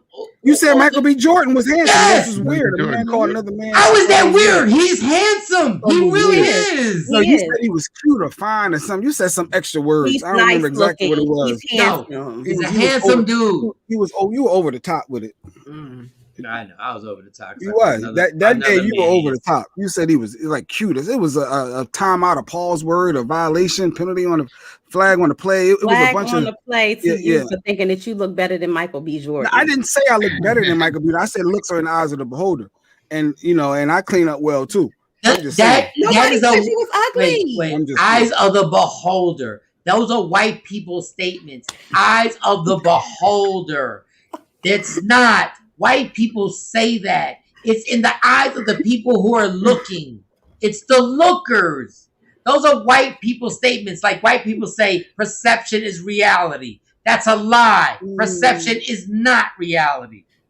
But back to the point. You really think that we're supposed to live this life, and the woman that loves me, Stacey loves me. Stacey loves me for real. Stacey's been through hell with me. She loves me. But if you think that I think that Stacey ain't watching TV and going like, God damn, he's fine. You jump out the window. And if she said it out loud, how would you? Well, let's wait till tomorrow. Nobody said say it out loud. Nobody said say it out loud. Do you know how many women I've seen on TV while we laid in the bed? I never said, God damn, look at her. Man, that's a fat ass. It's too much. I know. I'm like, those breasts are amazing. And it was just a quick thought in my brain. It just went. It wasn't even a big deal. It wasn't like I was lusting. I was like, oh goddamn. Boom. Next channel. Next chapter. I've been married to Nas. Tosh, do your dude know that Nas is your husband in your head, Tosh? Does Champ know that? I don't know. I mean, that's kind of, I don't know. And how all right, take her. Don't accept no more of her comments because she ruins everything.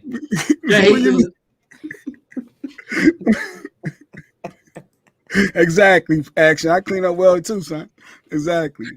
All right, let's wait. Let's just leave it because people say leave it for tomorrow. So let's. Okay, so what's the topic tomorrow? So we can start with your dysfunctional ass right off the door. It's fantasizing or appreciating. No. It was. Is it cheating? Let's go back. It was a comment. I think was it the Dr. Hall that said it? Is it cheating? Dr. Hall said, "Is it cheating? There we go. Or fantasy, and is it healthy? Or healthy?" If you fantasize, it was fantasize, or I guess masturbating it was masturbating or having sex, and you're thinking about somebody else. Right? Is it cheating? We gotta make it more clear. Like masturbating, like come on. Like, I guess having sex or whatever. Like just thinking somebody. Let's keep it simple. If your partner thinks somebody else is sexy on TV, will you get mad? Let's just keep it on there. That's true. That is not generic. That's actually the opposite. It's specific. It's the opposite of generic. Generic is that cheating or fantasy or healthy? Specific if your girl thinks somebody else is attractive, would you get mad if you're watching TV? That's specific, not generic. Okay, all right, we'll see. And then are you okay with it? Okay, we'll see. We'll see. Put that picture of Jay Black and Michael B.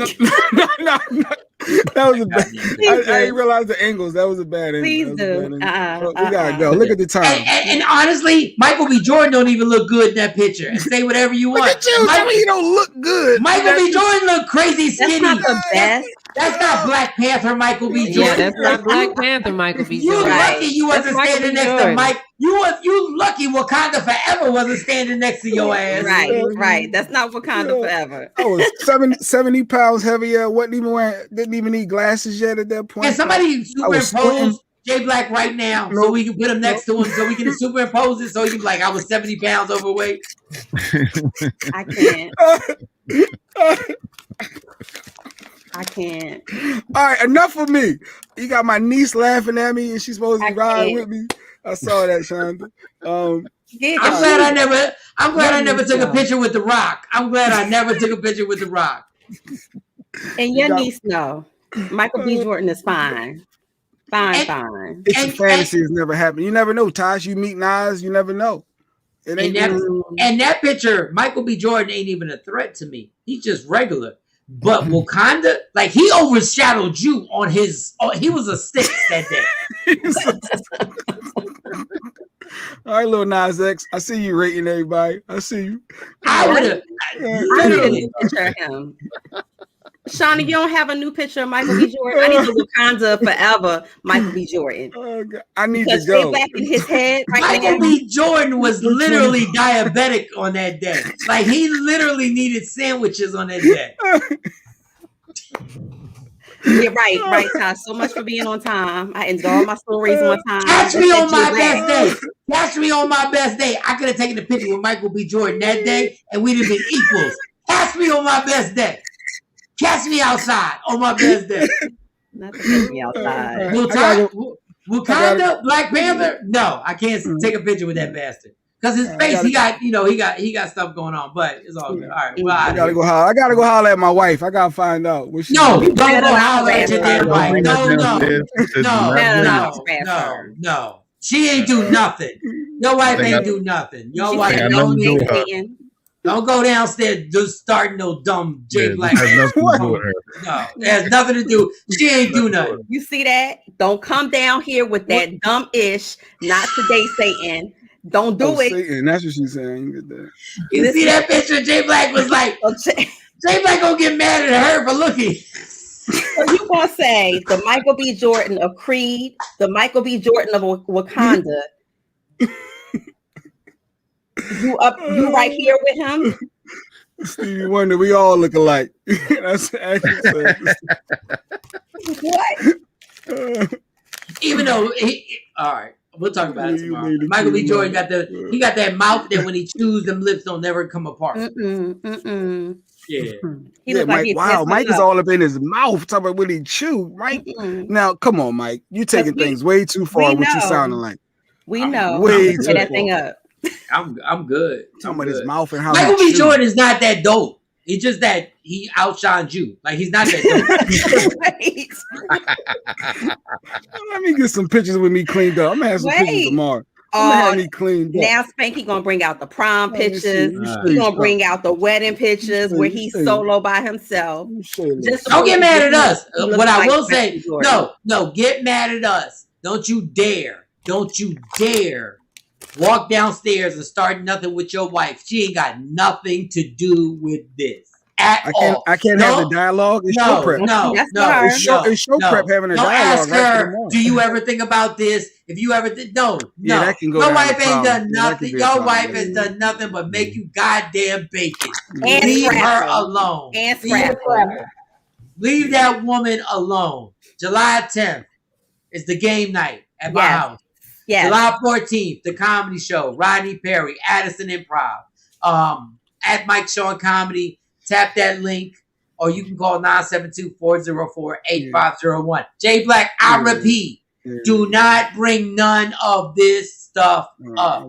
Yeah, she approved me going out there to see you too, so maybe I won't. Thank you. Oh, you said maybe you won't? No, I said I'm not. I said maybe, yeah. Because I wanted to have a dialogue because I want to know, but I don't want. It's going to start something. I feel like it may start. Do that. Don't. So I'm gonna leave it be. I'm gonna leave it be, Tosh. I'm gonna leave it. I'm gonna leave he said he gonna leave it be, like he's being rational.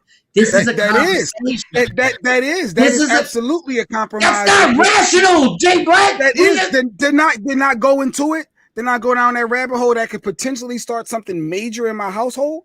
Jay, absolutely. Jay, do you think every conversation I have with y'all, you're telling me that I should say, no, I'm not going to go to Stacy and start something? It's a conversation for the show. Normal people would never do that.